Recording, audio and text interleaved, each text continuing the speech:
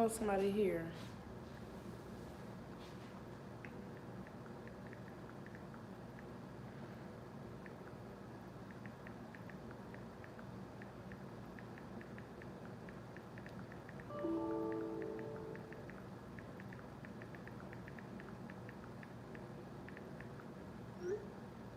Okay, I'm gonna start, guys. Like, I really want to record this way, but if you guys are commenting, I really can't see shit because it keep telling me I'm gonna put my camera on the camera so you can see what I'm seeing. Can you see? I'm doing it backwards. Wait, can you see what I'm seeing? I don't know, girl. I'm thinking I'm doing it right. It's not facing the right way. There's too much light going on over here. How do you get this on this? Okay, I think I'm doing it wrong. Bitch, I'm getting frustrated as fuck.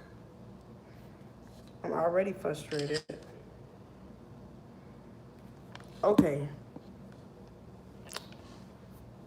Bitch, I'm about to get mad.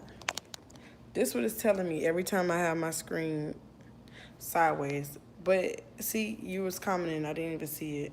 Like, y'all, I'm gonna end up crying on YouTube. I can feel it. I'm gonna end up crying on YouTube because it's like I'm so frustrated. Like and it's like my voice keep about to leave. Like, what the fuck? Hold on, y'all.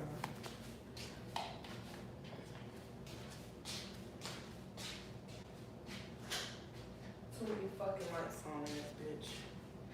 I'm so frustrated. Like, this is not the story time that I was trying to bring y'all, but it's to the point where I'm just like getting so frustrated. Like, no matter what, I just told y'all, I literally just told y'all over the weekend, like, the only thing YouTube is letting me do is go live. So I'm trying to go fucking live. It won't let me record it sideways. So guess what? When these fucking videos upload, it's gonna be the long way. And it looks so fucking tacky and annoying when you're trying to watch a video that was pre-recorded on live in a regular format. Like, it's stupid. Y'all know how I look when you try to watch an old live. Like, it's aggravating. So I'm like, I don't want to record my videos like this, but it won't even let me fucking turn my fucking camera to the side. When I used to start going live, it always gave me an option, like landscape or portrait. Turn your phone to the direction you will be recording. Now, when I get on here, I'm sitting here like turning my phone this way to record my live, and the fucking shit keep talking about your phone is locked, cannot record. And I'm like, what the fuck? Like, I'm getting, and I try to do it on my computer. It's a bunch of fucking bullshit. And so it's like, I'm getting very frustrated to the point where I'm like damn near about to cry, like at this very moment, like about to cry type shit.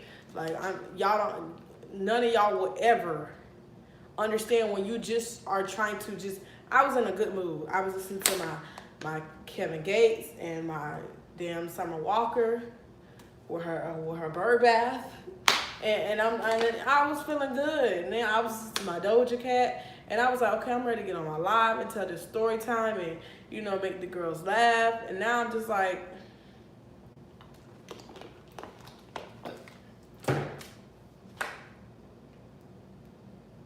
I don't got a lot of fight left in me, guys. I really like, with everything going on with me and the way I'm feeling, I do not have a lot of fight left in me when it comes to YouTube. I'm so sorry. Like, I'm being so honest. I'm being very transparent with you guys. I don't have a lot of fight left in me. Like, it's only so much one person can go through. So there's so much one person can take, and I'm at my wit's end. I'm truly at my wit's end.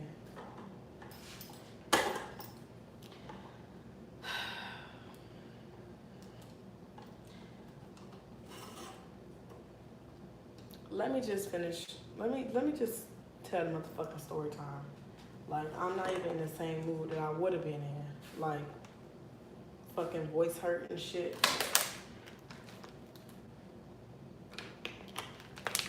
Okay. This is supposed to be story time part, I guess.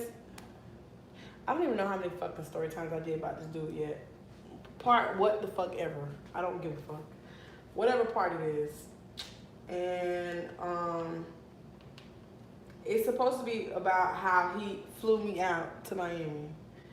I pre-recorded this video already on my phone, and I'm like, to be very honest, guys, the excitement that you guys would have got in my initial video is not going to be there for two reasons. One, I'm trying to make this wig over, and two, I'm very frustrated.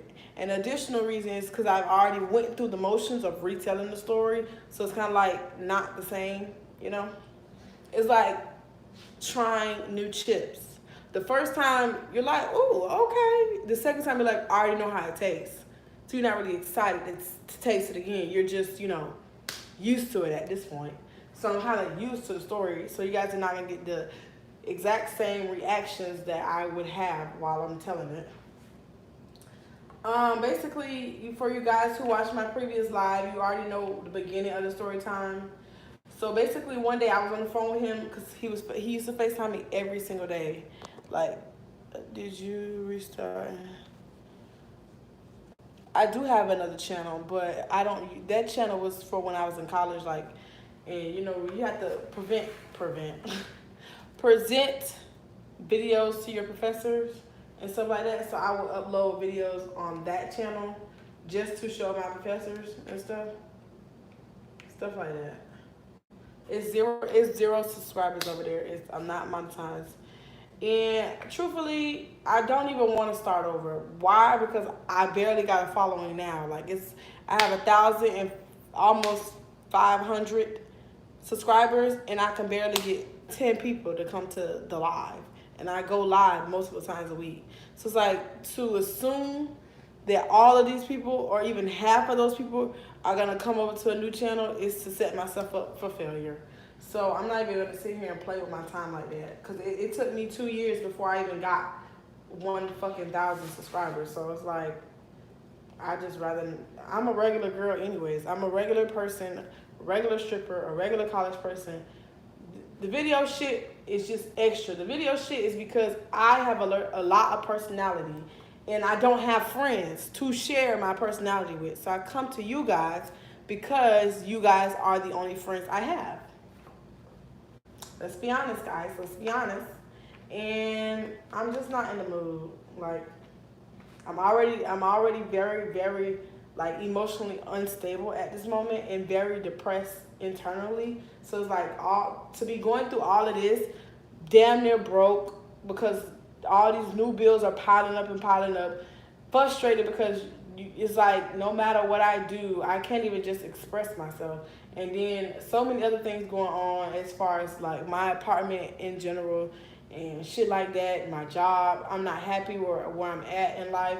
I have so much like going on, and this sounds like a typical YouTuber, because a lot of YouTubers tell their people that, because I follow a lot of channels, and it's real, like, and I'm not trying to sound very cliche, but it's very real. Like, I'm a real person. I'm going through real shit. So like this little video shit is very extra to me. It's not my career. I'm not making no money off this. I don't have no brand deals coming in. Nobody. The only person that ever offered me to do something was people that was working with college students, and that was after I got out of college. And then they found out I wasn't in college no more and didn't want to work with me. And then they didn't want to pay me. They was just trying to send me stuff. I'm not going to sit here and struggle for 2 hours to make a video for you on my phone, then spend another 2 hours trying to upload it, create a thumbnail. That could take 30 minutes depending on what the thumbnail is, to not get paid. Just to have free shit. Bitch, I don't need no more free shit. I got enough shit in this apartment by myself. I don't need shit for free. Bitch, pay me, please. Because I need fucking something for the pain and suffering I go through just to get y'all video. That's why I don't do too much editing. Like, y'all, I try to edit, but I don't do too much editing because it takes so long for my videos to render. And then it takes like 2 hours for my videos to upload. So if anybody has a friend with an extra MacBook that just wants to send it to me, I'm just fine. Back to the story, guys, y'all, because y'all really gonna make me cry. Like, I'm not even bluffing. I'm so serious. Like, I'm so like close to just breaking down and crying. But anyways, stop, y'all. Me and him was talking on the phone every day. We talk about the Winn-Dixie manager, guys. Keep up. Um, Me and him was talking every day, like when I had went home for Christmas break, and he would FaceTime me every day, like all the time. He'll be at work FaceTiming me. He'll be at his house FaceTiming me, driving FaceTiming me. Like his shit was, he want to see my face. I want to see you. I want to see what you're doing. I want to see how you look. I want to see what's going on. I want you to see me. I want you to look at me. Like, that's the type of person he was. Like, I'd be like, what you talking, like in a text message, I'd be like, what are you talking about? Explain this to me. He'll FaceTime me. I'm like, ugh, nigga, we texting. I could be laid up with the motherfucking seafood manager and you calling and shit. So that was his biggest thing. Like, I learned that very early on. Like, he was very, like, if you're going to say it to my face, not on no text message type shit, which I appreciated because a lot of guys aren't like that. I've been broken up with several times through text messages. I've been told bad news several times through text messages, so I can get it. Like, I'd rather you call me on FaceTime and explain your anger than me reading a paragraph any day. So he was just talking to me one day, and we was talking about Christmas, and I was like, you know, really the only thing at this current moment that I really want, really truly want, was a Fire Stick and a Google Chrome Home. Everybody know what Fire Stick is, so I don't gotta explain that. But for my people in the back, who've never heard of a Google Chrome Home, it is, we played them Saturday. Wow, that's crazy. Sorry guys, hold on. See, y'all don't get to see this part when I edit it out. But listen, my Google Chrome Home is like a great device where you plug into the back of your TV, then you plug into the extension outlet. And whatever you're doing on your phone, you gotta have Wi-Fi though. So whatever you're doing on your phone, you can put on the screen. So you can, once it's on the screen, you can close out the app and everything, it'll still run. You can leave the house, it'll still go. Then when you come back, it'll connect back to the Bluetooth in your Wi-Fi and then whatever. So I thought that was cool to me because at the time, I was like, I'm about to get Amazon Prime, but I don't want to download it on my phone. So I want to have an Amazon Fire Stick and I want to have a Google Chrome. So if I need to do something on my phone and it still be on my phone, I can do that. So basically, I was just telling like, I'm going to just save my money up because I'm really not sure how much either one of those cost yet. I'll probably go buy Staples and, you know, check it out and stuff like that. So I ended up going to Staples and they had a sale at the time. I was like, oh shit. And I was working at Winn-Dixie still, but at Winn-Dixie in Lakeland. So I had told him like, this next check, I'm gonna try to put like $40 away for the Amazon Fire Stick, and then I'm gonna have to just wait until the check after that because I told y'all I was barely making $200 a week. I was barely making $200 a week at Winn-Dixie. I was getting paid pennies and crumbs. So I had told him, and plus I had my car payment and my insurance at the time, so I couldn't just throw money to the wind. I had to put money aside, then do what I want to do. So I was just telling him like, yeah, I really gotta just like, you know, figure out when I'm gonna pay my car payment versus when I'm gonna pay my insurance, and then whatever is left over, I'll just buy the Google Chrome because the Google Chrome was like $35, and the Amazon Fire Stick is much more expensive than just a regular Fire Stick at Staples. So I was like, I'm gonna just wait, and they had it on sale too. So I was like, I gotta hurry up because the sale ended like 2-3 weeks.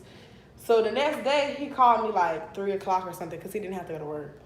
And he was like, what you said you wanted again for Christmas? And I'm like, at this time, it's like December the 11th. It's not even nowhere near Christmas. Like, I'm like, I told you yesterday what I wanted. And he was like, FaceTime. I'm like, ugh, just stop doing that. You cannot just be hitting FaceTime and trying to call me while I'm doing stuff. Thank God I picked up, though, because he like, I'm inside Staples. Which one of these you said you wanted again? And I was like, oh, that is so sweet. And it's not even about the money thing. It's about the consideration. Because I could have told the dude, man, you know, I'm trying to get my wig business off the ground. I only have like 5 needles. It's very frustrating trying to find big needles. They like $1 a piece, and that don't sound like much, but when you need 20, that's $20, you know. And then the guy go out and get you 20 needles.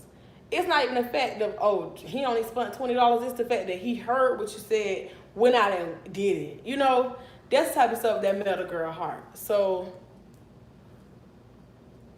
I think when he was always, oh, what? Why didn't you retract your message? Retype it. See, that's YouTube on fuck shit. So I was like, oh, that is so cute. So then he was like, see, so now you really got to come back to Miami so you can get your Christmas gift, you know, and open it and start, you know, seeing it and make sure everything work and you like it and stuff. Because if you don't like it, we taking it back. If you don't like it, we're going to get you something else. That was like his biggest thing, guys. I never told y'all. But like on our very first date, like he was like, is the food good? Do you like it? Do you not like it? And I'm like, it's good. Like, it's fine. You know, because I was like kind of not happy, but I didn't want to tell him because there's certain vegetables I don't like. And there's certain seasonings I don't like on my food. And it was my first time ever being to a hibachi restaurant. So I didn't know that they be putting all this soy sauce.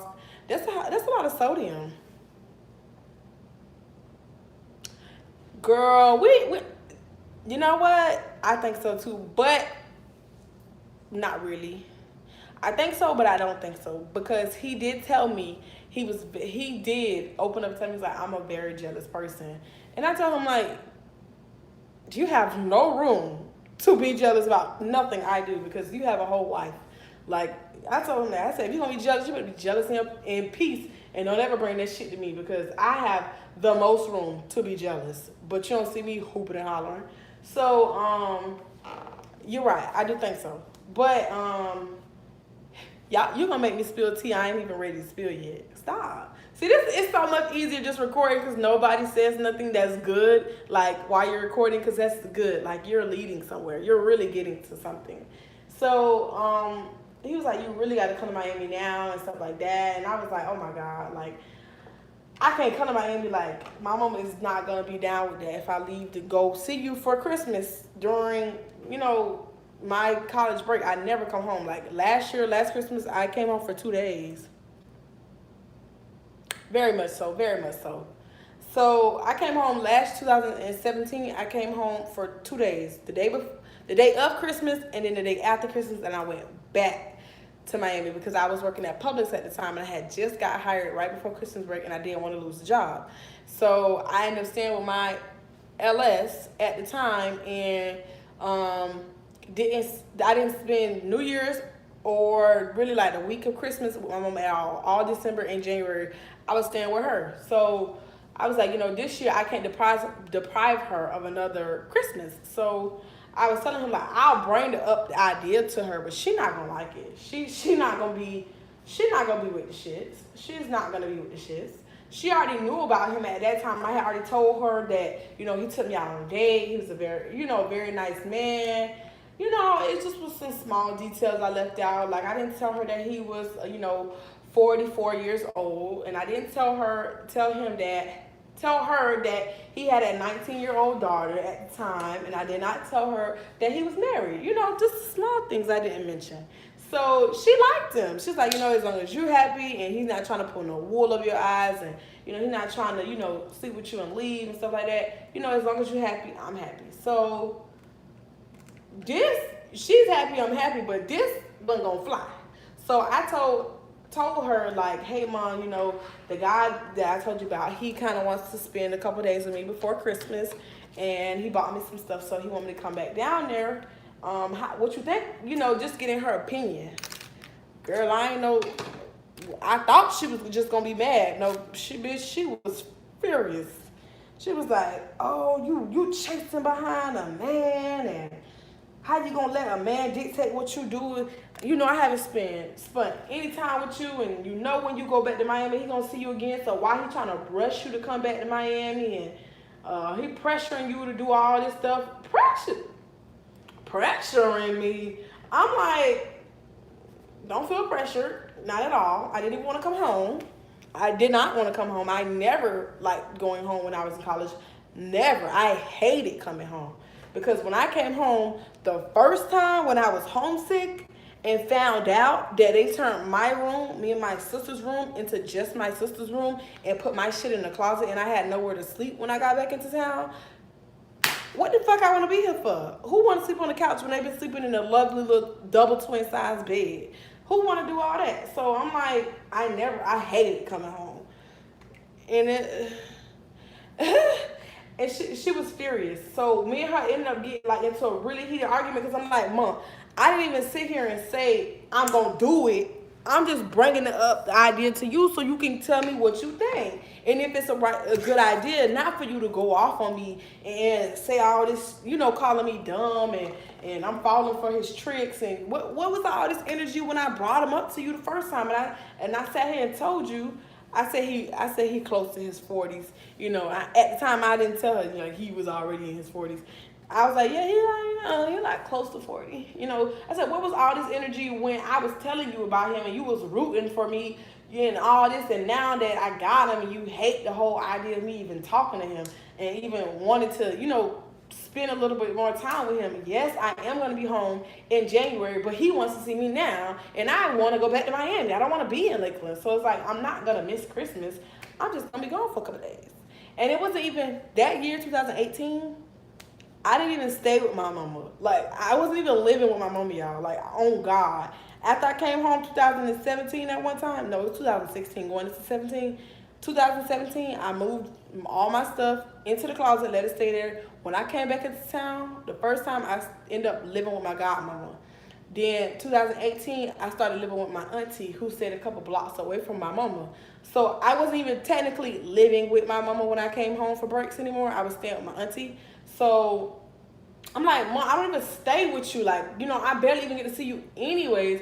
So it's like, even if I wouldn't have told you, you wouldn't have even known, because Winn-Dixie has been working me 6 days a week. It's holiday season, so you wouldn't even have known. I could have left and not ever said anything. But because you're my mom and I care about your opinion, I told you before anybody else. So she's like, you dumb, and he pulling the wool over your eyes. And I was like, okay, Mom, all right, okay. All right, Mom, all right, okay. Okay, anything else? Okay, because the conversation ain't really going how I was assuming. So what's next? What's next? What's next, Mom? Okay, nothing? All right, love you, bye. Give me a kiss. Left, and I went back to my auntie house. And me and my mom, it was tension between us, like, for the rest of the time I was home, because she was still stuck on it. I didn't even tell my auntie that I ended up leaving. The day I was supposed to leave, when he sent me the money the night before, the $200, he sent me Western Union. He sent me $200 through Western Union. So I gassed up the car that night before, and I didn't tell nobody. I ain't tell a soul, which you would have thought I was running from the FBI. Had my bags packed in the car and everything. Woke up at 7 a.m. Woke up at 7 a.m. tired as hell. Ended up falling back asleep. Because I was supposed to make the reservation and book the hotel for me. So I was supposed to check in at 11 a.m. Now, where I stay is about 4 hours away from Miami and Miami Gardens. So I was going to leave at 7 because no traffic was going to be on the road. I already be speeding a little bit. And by the time I got there, it will be pushing 11 or 11 o'clock, which is honorable. It's not, 1, 2, whatever. So, end up falling asleep, woke back up about 8, 9 o'clock. No, 9, 10 o'clock. I was very upset. I was so upset with myself. I was like, oh my God. Like, I have completely messed up my whole schedule. So, I still left in a hurry. Nobody knew I was gone. Text my auntie when I was like, finally in Miami. But let me tell you what happened, guys. So come to find out, I seen it on Instagram, and then I seen it again on, did I have Facebook at the time? I still didn't have Facebook yet. I ended up finding out on Snapchat and Instagram that we was on tornado watch again. We have had 2 tornadoes in like the past 4 years. Probably more, but I ain't been here. But since I've been in town, we had 2 tornadoes. So, Mother Nature's a bitch. So I ended up finding it out while I was already on the road. And I'm like looking at the sky, and I'm like, it's you Floridians or people who stay where it's always raining, you smell rain in the air. When you walk outside and if the sky is a certain color, if the air got a little smell like rain today. Y'all from Florida, y'all know that. Y'all, it's just like the people who stay up north. Like, you go outside during where it's supposed to be like starting to snow and stuff. You be like, yeah, it's about to snow. I can smell it. It's in the air. So I was like, it's gonna end up raining. Like I said that when I walked out the door. And as I was driving, I'm just looking, I'm like, these clouds is, let's just make it through the city. Because, you know, sometimes the rain is only in a certain particular place. And the more I was driving I'm like, these clouds getting darker and darker and darker. And I'm like, oh my God, like maybe I'm driving into the tornado. I don't know what's going on. Like, I'm getting scared. So I'm like, as I'm driving, I got to Sebring, Florida. I don't know if anybody know where that's at, but it's like an hour and a half away from Lakeland, Florida. So as I'm driving into Sebring, it started letting go. The gates of heaven let loose in that bitch. I'm telling you, the rain was hitting my car like it was hell. Like, not hell, like rain, sleet, hell. It was hitting my car hard.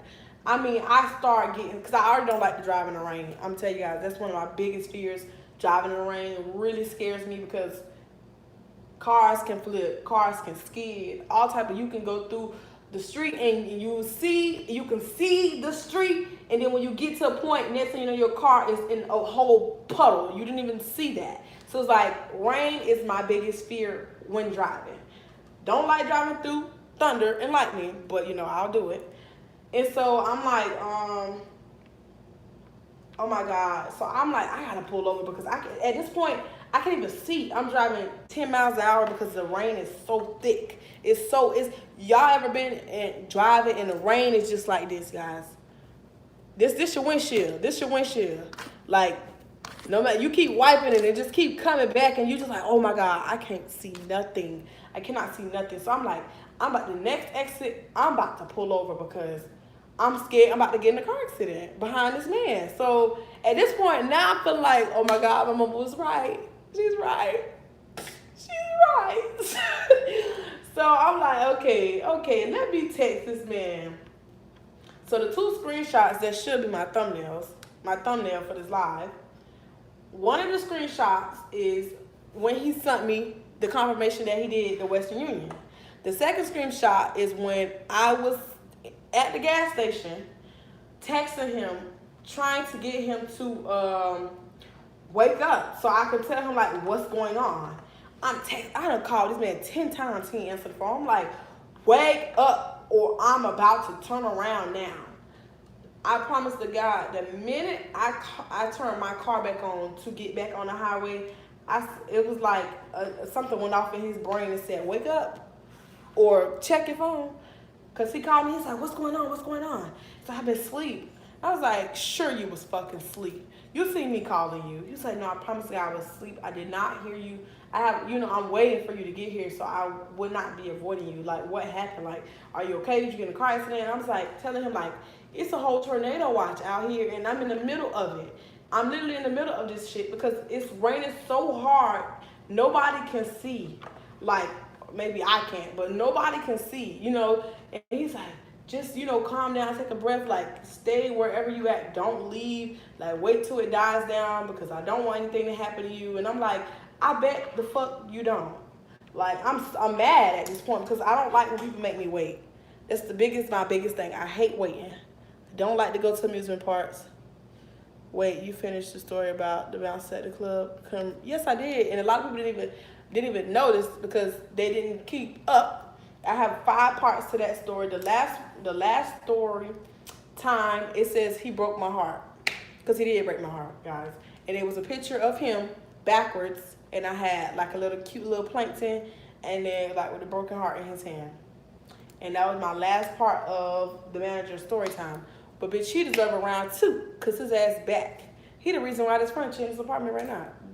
The furniture, not as in like couches and shit, but like all my stuff that's in here because him and his cousin moved my stuff in here for me for free. But back to the manager at Winn-Dixie. So He's like, just calm down, cause I'm at this point. I'm so frustrated and I'm so scared that I'm about to blow. Like how I was about to blow when I first got on here. I'm about to cry because like I feel stupid. I feel like I should listen to my mama. You're not answering the phone right now. Like yes, you just sent me last night $200. So of course I don't think in your mind you're just trying to throw away money. But it's like now you got me out here and I'm feeling stranded. Cause guys, oh yeah, I didn't tell y'all initially. He wanted me to fly to Miami because it would only been 30 minutes. So he's like, you fly to Miami, then I'll take you wherever you need to go and pick you up in the airport. And I was like, oh, no. We can't do that. I can't be without transportation. That's one thing. If ain't nobody teach me, my mama taught me. Don't you ever go nowhere with no man to be stranded. No, ma'am. Fuck a Uber, fuck all that. I'm not going to be up in here and you my only means of transportation. Because all my friends had to go back home because of Florida Memorial was closed. So I was like, no, I'm going to drive. I got a very working car. I just paid the car note and the insurance. So I'm driving my car.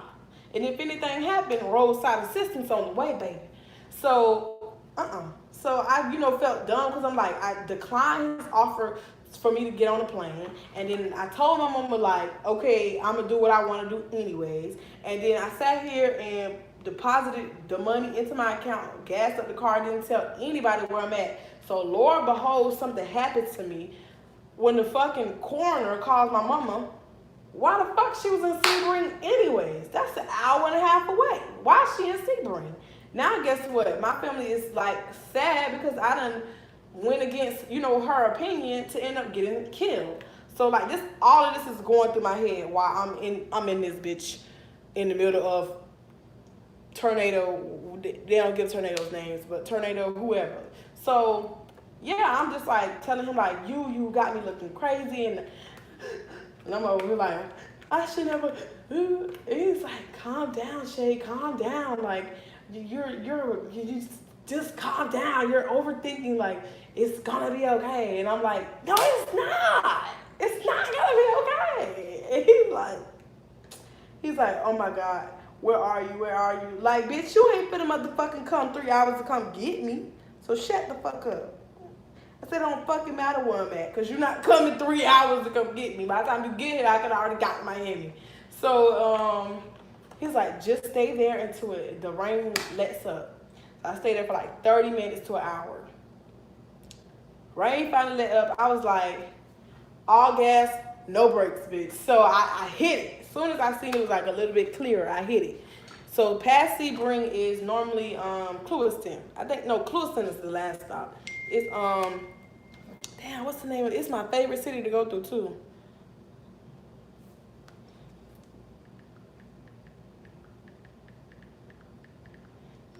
Dang, I can't remember. It's hard to see. It's not Clearwater.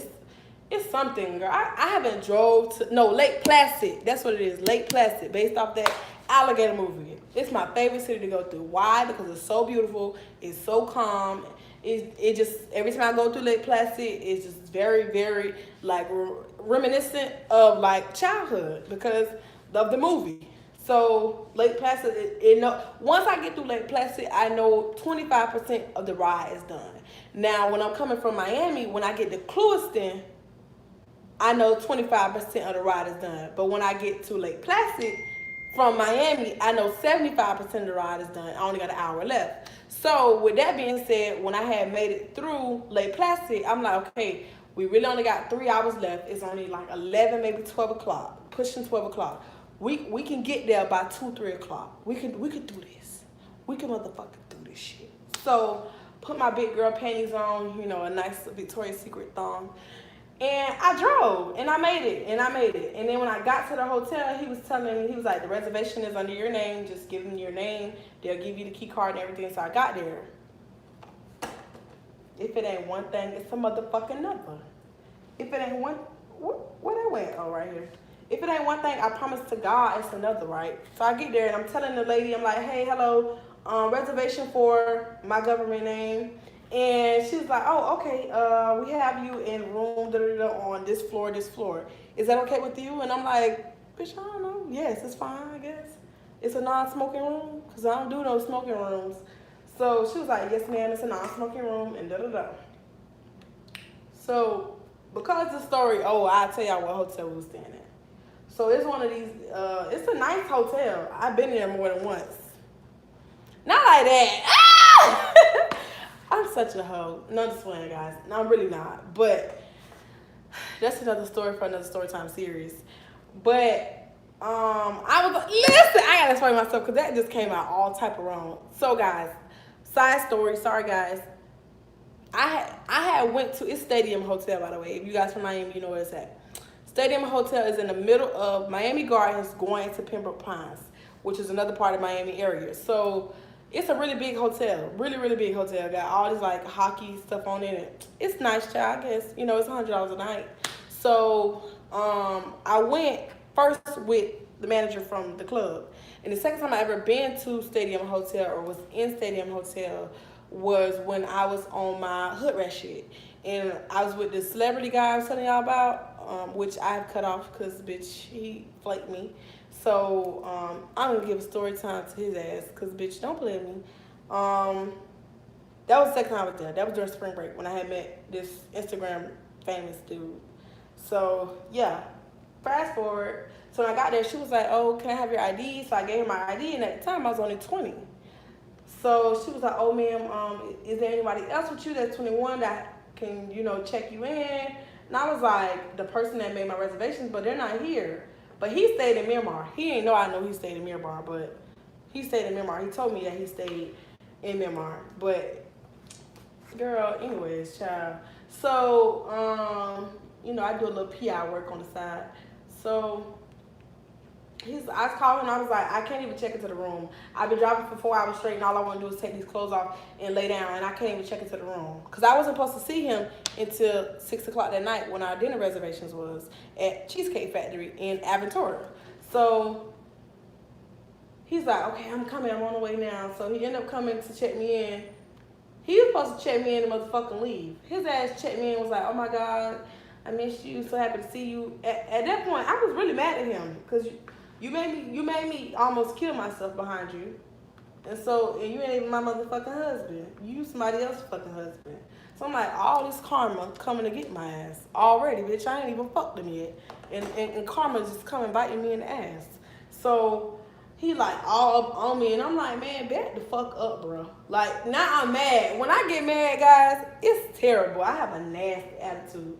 Like when I'm agitated, aggravated, I'm an evil person. I promise to God. I be like, don't fucking touch me. I don't give a fuck. You just spent $5,000 for us to get on this yacht trip. Don't talk to me. You done made me mad. So I was like really acting like that. I'm like, get the fuck off of me. Don't touch me. Don't talk to me. Don't look at me. And he was like, I'm so sorry. Like, you're still mad. And I'm like, is Jesus still Jesus?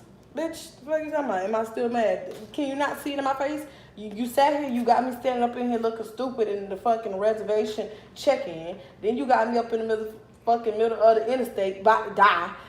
What you think? How you think I feel? Then I was calling you 10 times, you didn't answer the phone. I don't do all that waiting shit. It's for the birds. You don't make me wait. You don't make a lady like me wait. So I was highly upset, guys. I was very, very, very upset.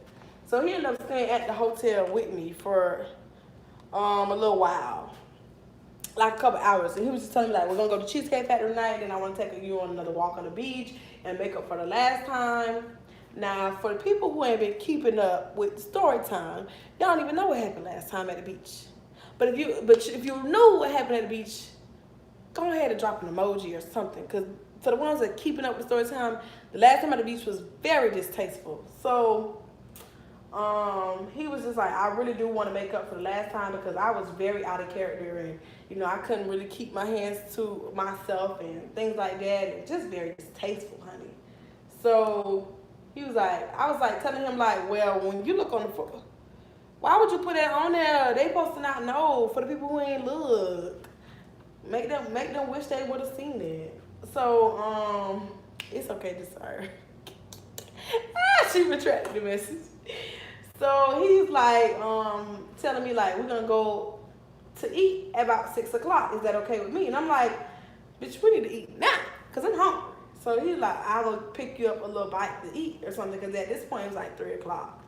I finally text my auntie. I'm like, hey, auntie, I'll be back home in a couple days. I'm going to be out with some friends. She was like, all right. She called me by my nickname. She was like, be safe, whatever.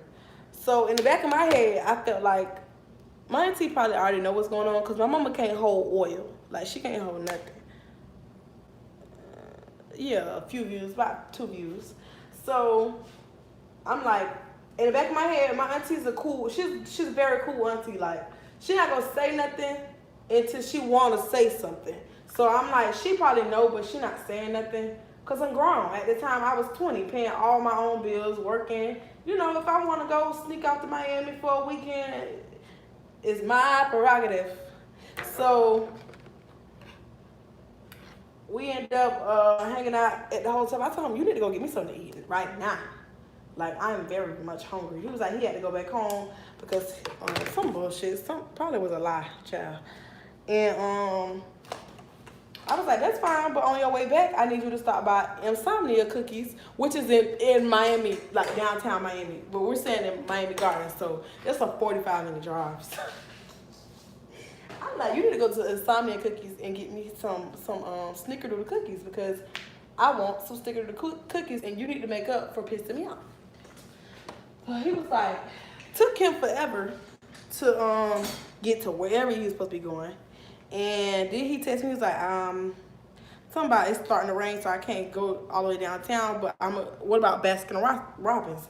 I was like, I guess, child, you can get it, whatever, don't care, I'm just hungry, get me something on my stomach. And that was my thing. I love sweets. Now, I don't always eat sweets, but I love sweets like cookies and ice cream and stuff like that. Okay, guys, let me tell y'all what I'm doing. So this is my old wig. She was a bop. Boop. We loved her. She lived. She's dead. So the person, this is not a wig I made. So a disclaimer real quick. Side notes. This is not a wig I made. This is a wig, my very first wig ever I paid for somebody to make for me, which used to be 24 inches, and I cut it to 8, 6, 12, no, 4. I said 12. And at first, before I learned about wigs, I thought the wig was very well made. I really did. But the wig was made on one of these caps. You can't see through the cap. It's not a breathable cap. So when I used to wet the hair or wash the hair, it took the cap so long to dry because it's actual polyester material, spandex. So that's one thing I started to hate about the cap because I would wet it overnight. The hair would be dry, but when I put the cap on, my braids would then get wet. So that was like strike number 1, guys. Then over time, this, you guys can see right here, the spandex that was over the scratchy part started to just come unravel. I'm like, that, now you can't blame it on the lady. You can't blame her for that. That's just the material of the company, whoever made it. But it started to scratch out so big, so huge, that I started to having to sew it together multiple times. I had took it out in the middle. You can't see it, but I had to stretch it in multiple times to the point where the track started to, you see that? Jerry curl. Because it was starting to having to sit on top of each other. That's too much. And last but not least, tracks just started to slip. But you thought some dish detergents on the ground. It was slippity slip. So I'm like, ooh, no. But I used to finesse this wig, finesse the fuck out this wig. Like, for real, because I love this wig. And then another thing I noticed, I'm like, oh, I shouldn't even have paid her $80 for this wig because this shit is terrible. Like, the closure at the time, I'm like, I used to wonder, like, why my closure always, like, I would have to literally hold it, like, this is the front of the closure. You know when you're laying I got a big forehead. You know when you laying your glue and your glue finally dry and you sit it down, press it, tie it, all that? When I'm trying to lay the wig, the sides of it will always be folding. So I would literally have to hold the fucking sides of it to get it to sit down. And I'm like, why is that doing that? Because when she put it on me, that didn't happen. But every time afterwards, when I was applying it myself, that kept happening. So come to find out, the closure was just, I should take pictures of it. the closure was so terribly sewn down. It was bumps, it was ridges, it wasn't flat, nothing. It was terrible. The front of the closure, come to find out, was bumped up. So it kept naturally doing what it's gonna do, fold over. So yeah, I just told myself like I'm gonna redo this wig, and then this is a wig I'll be wearing tomorrow to go to the strip club. And I was supposed to do this Monday, Tuesday, turn it to Wednesday, Thursday. And now I'm finally doing this. And the manager texted me and told me it's free house tonight at the club if I can get there before 12 a.m. But bitch, I gotta do my motherfucking wig for Friday. Ain't no guarantee no money in the club on Halloween. People got kids. I don't even know where my dang on scissors at. My ones I want to use. So back to the story, guys. I'm so sorry. But for the ladies who give a fuck, I'm sorry. For the people who don't, I do apologize. But yeah, so fast forward, it's time to go to Cheesecake Factory, and it's like we having a good old time. And when we finally get there, whatever, we get a little corner booth by the wine bar, and you know, everybody think I'm 21 because I'm with this 40-year-old man. So he's like, "Oh, do you want something to drink?" He love red wine. One thing about me, I really care about people who I end up dating or like talking to, cause I'm a picky bitch. So when I fuck with you, just know I fuck with you. And anything you tell me more than likely about yourself, more than likely will not be forgotten. Like, I still remember my motherfucking first boyfriend middle name. Like, you know, because I'm that type of person. So he used to tell me, like, he doesn't drink, but he loves red wine. So he would only get, like, you know, 1 or 2 cups of red wine. When we had went to Hibachi, Benihana's, he had a couple red wine as well. So, you know, I was starting to see like, okay, he really do like red wine because he does always get it when we go out. So, you know, we just talking and stuff, and he was like, why are you acting so, you know, you're acting very different today. Like, what's going on? You know, I know you're upset, but besides that, like, you're standoffish a little bit. And at that current moment, like when he had left for those 45 minutes, well, it was really 3 hours. Because he left, and by the time he got back, it was 6:30. He left at 3, so bitch, 3 hours. By the time he got back, you know, I was just in the room just, like, thinking to myself, like, this ain't right. Like, you know, that's how I kept telling myself, I'm like, this is, you're really, okay, first of all, you dishonored your family, like this Japanese family household. You know, you dishonored your mother. And then, you know, you out here with this man, and I hate to keep saying he's married because you guys know he's married, but you out here about to be laid up with this married man. At the time, like I said, we had not had sex, so you know, like I'm just sitting in the room, like, and all these thoughts start coming to me, like you really need to talk to him because you can't keep doing this. You can't. Yes, he's amazing to talk to. He's so handsome. He's so everything you want. But if he'll cheat on her, God forbid, if y'all ever become serious, he'll cheat on you. And I believe that for every single man on this earth and every single woman on it. If you are willing to cheat on a person with another to get with them, you're willing to cheat on the person you get with somebody else you eventually won't. And that's just law. That's just law. Because now it's embedded in you.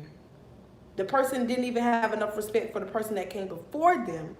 So you won't even have enough respect for them to not do what they did to somebody else. What the fuck is that noise? I know I ain't crazy. There better be a car going over them damn speed bumps outside. I'll be damn, it's so rotten in this bitch. But, so I just kept telling myself, like, even if this work out, it ain't gonna work out, sweetie. He got a 19-year-old already. I'm just talking to myself in the hotel, so by the time he came back to pick me up for the day, you know, I'm all cute and dressed up and stuff. Had this wig on, to be exact, but the long version. And I'm just thinking to myself, like, yeah, we can't stay here long because the guilt is starting to get to me. When you got a conscience and you got a God-fearing conscience, when you do shit you know ain't right, it gets to you. Just like when I told y'all, for all you guys who came here for my stripper content, hopefully you've watched majority of all my stripper content. In several of my stripper story times or like sit down account, I would tell you guys, when I'm in the club, it never fails. It always happens to me. It hasn't been happening lately because I think I'm losing my conscience. But when I'm in the club, for some odd reason, when I'm in the back doing dances or whatever, it's like consciousness come over me. And it's like, bitch, You really a stripper. You really dancing on these dudes. They really giving you money. You really doing this. Like, my conscience come over me out of nowhere all the time when I'm at the club. And then that just happened. What happened that day? My conscience came over me, and I just, when I finally seen him again, yes, I was excited to see him because that's daddy. But I was like heartbroken because I'm like, damn, this ain't right. This ain't right. This ain't right. This ain't right. So when he was asking me at the restaurant, he's like, what's wrong with you? Because, like, it's not even that you're angry right now. It's more so like something else is like on your mind.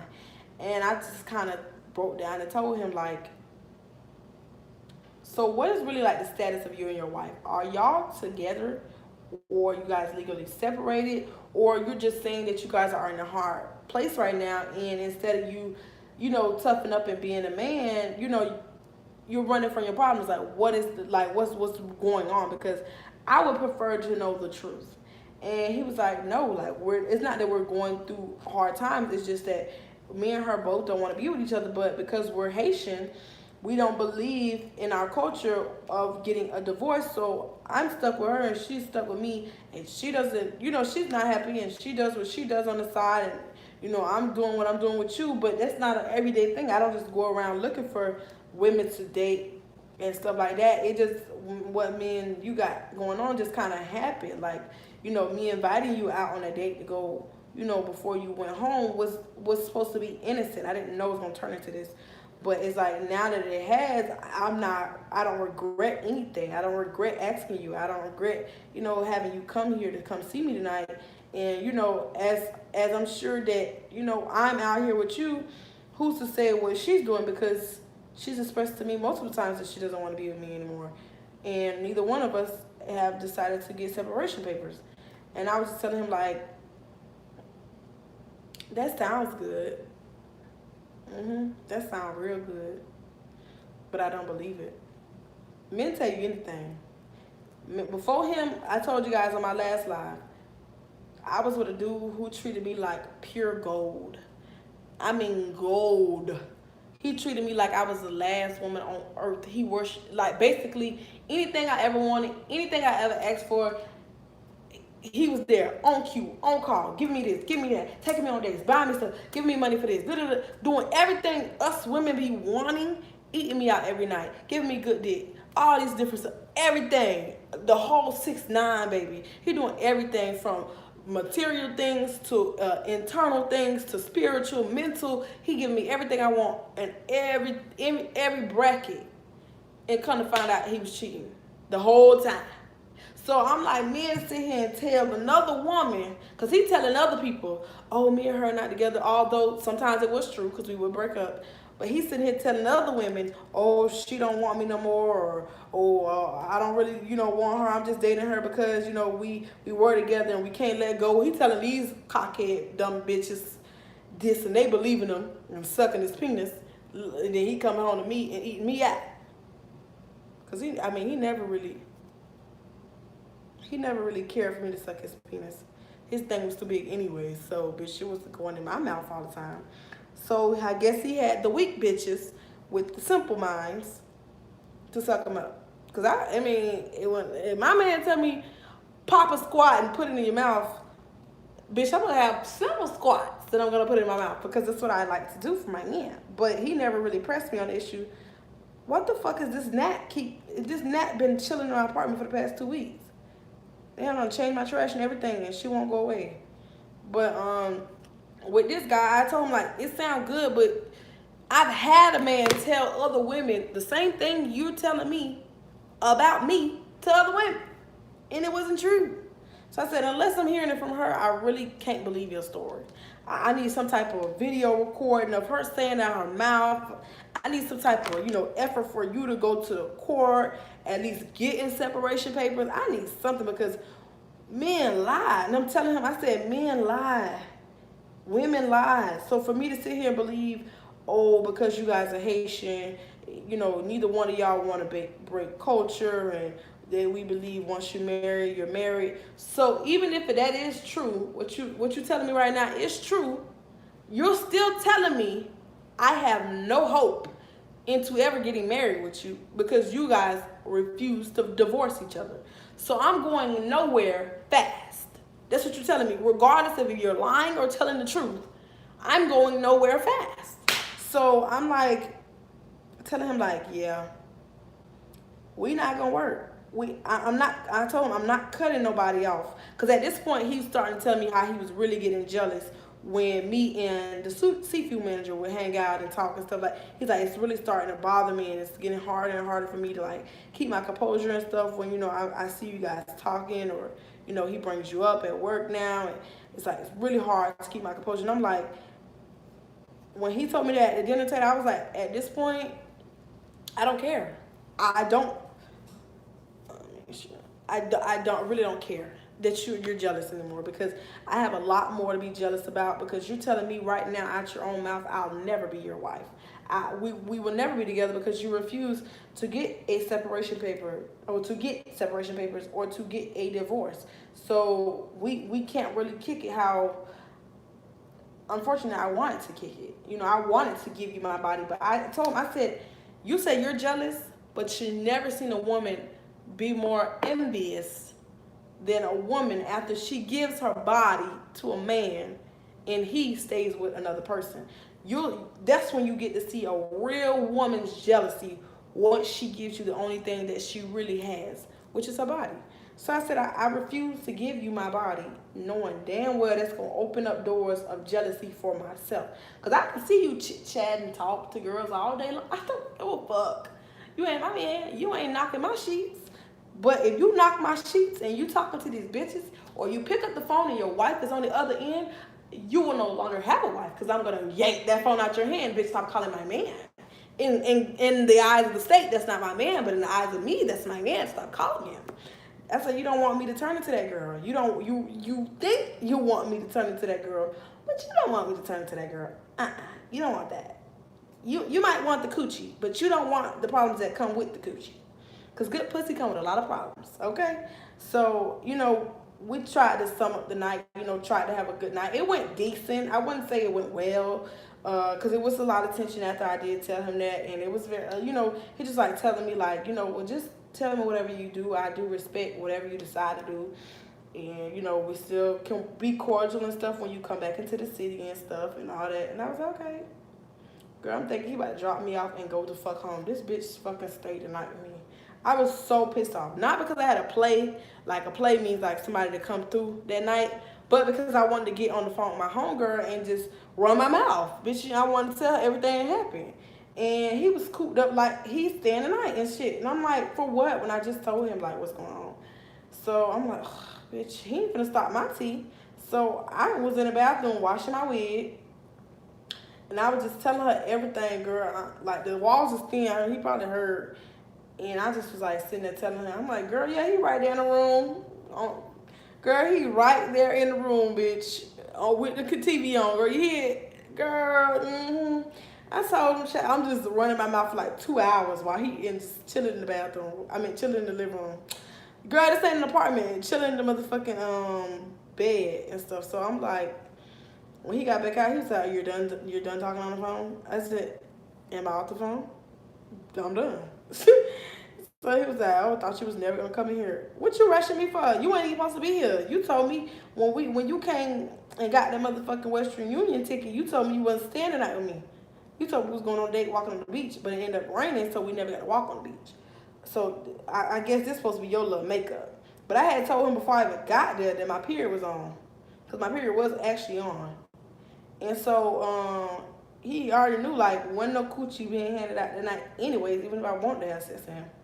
So we went to sleep, right? In the middle of the night, out of nowhere, he rubbing up against me, because we did not cuddle. He rubbing up against me, trying to hold all of me. I'm like, sounding like a nigga, what you doing? I'm like, when I'm sleepy, y'all, I sound like a man. I'm like, what are you doing? And he's like, nothing, just, you know. I'm like, back up, bitch. It's hot. You know? Like, I like to be cuddled, but only when I like you. And at that moment, I was not a fan of him. So I'm like, back up. Like, it's really, really hot and stuff. He was like, okay, I'm sorry to bother you. 20 minutes later, he rolled back over on me, like up on me. putting his little Oscar Mayer wiener all on my backside. Woo! Won't it make a bitch hot? Won't it? Want to make a bitch hot? Want to make a bitch horny, huh? Won't he do it? Will he won't? Okay. I'm telling you, ain't nothing like a hard dick on a soft ass. Okay. YouTube, don't take my video down. But the Temptations was hotter than hell. Okay, I ain't even gonna sit there and lie. I'm not gonna act like the dick didn't feel like, he could have done a little something to me. You know, I'm like telling him like, back up. I don't want to have sex. Why is this gnat in my apartment? And I'm like, stop, like, get off me. I don't want to have sex. He's like, I'm just, dudes, they try anything. They'll say anything. Oh, no, I'm just trying to make sure you stay warm. Nigga, I got 3 blankets on. Talking about you trying to make sure I stay warm. And I'm like, for real. So finally he turned over and, like, left it alone, right? And then the next day, I think it's funny. I think it's funny. I done, curved you. Oh, no, I've never stripped at G5. I tell y'all all the time, I'm never going to G5. Not a talent portraits. You will not embarrass me at G5. G5 got their own Instagram page, Snapchat, they DJ. I follow their DJ and a few of their dancers. Tori the Body, I follow her, and Lollipop. And it's another girl, but I don't know her name off the top of my head. They'll be recording the whole night. And I'm like, you will not have my ass up there barely fucking making money? Nope. So, no, I probably won't never dance at G5 until I really like, I feel like in certain clubs, you gotta have respect for the club itself. I wonder why they took financial problems. They was bankrupt. So basically, it wasn't paying their bills. So the next day when the elevator was going downstairs to go, because I was supposed to go, girl, I was supposed to do some shit. So he was walking me downstairs, right? And then we was in the elevator and I was telling him like, what was all that last night? I'm just like, making light of it. I don't want him to think I'm like, was trying to be evil and nothing. So I'm like, what was all that last night? He was like, so salty, y'all. He was salted in the motherfucking Ritz cracker, bitch. He was like, that's over with. So I was talking about it. Okay. I'm sorry, love.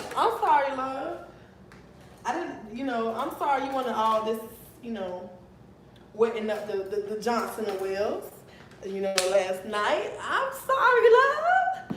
But no, I'm not gonna have sex with you, especially now on my period. At that time, I wasn't that big of a freak. I get my ass ate and, people suck my toes, but I wasn't a freak yet. I wasn't having sex in the shower and letting niggas do stuff on my period. Like, I'm getting down like that. So, I told him, like, it's no tea, no shade towards you, but I had already told you at dinner, I'm not having sex with you. I need some type of proof, my nigga. You ain't give me no proof in between the time we ate and got back to the hotel. So why would you even think to attempt to even try to? I think you think, I'm like telling him like now in a serious time, I'm like, I really think you think I'm not serious about what I'm saying. Maybe, because I don't know you from Adam and Eve to be truthful. I don't know your history. So maybe in the past you have met a girl. You guys were like how me and you were. You're telling me you never met a girl like me. But you were smashing her and she wasn't requiring proof that you and your wife was not separated. You and your wife were not, on good terms. Maybe she was so mesmerized by the fact that a guy like yourself, a high-class man who makes money outside of his regular job without doing illegal shit, a guy with money, a guy with status and standards, wants her, that she was willing to give you her pussy.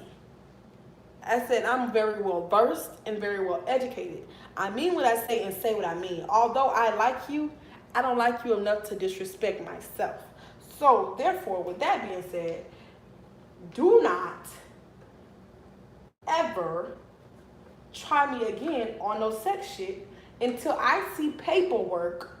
Not no hearsay, not no this, no that. Your child telling me, I want paperwork that you dead serious, because you're not gonna play me like a motherfucking sucker and think you gonna lick me. And if that goes to you not even getting no pussy, you not even licking the pussy, you ain't even suck my motherfucking toes, okay? If it comes down to that, we gotta be that deep with it, then that's how we gonna kick it. Like, I'll text you all day, I'll kiss you all day.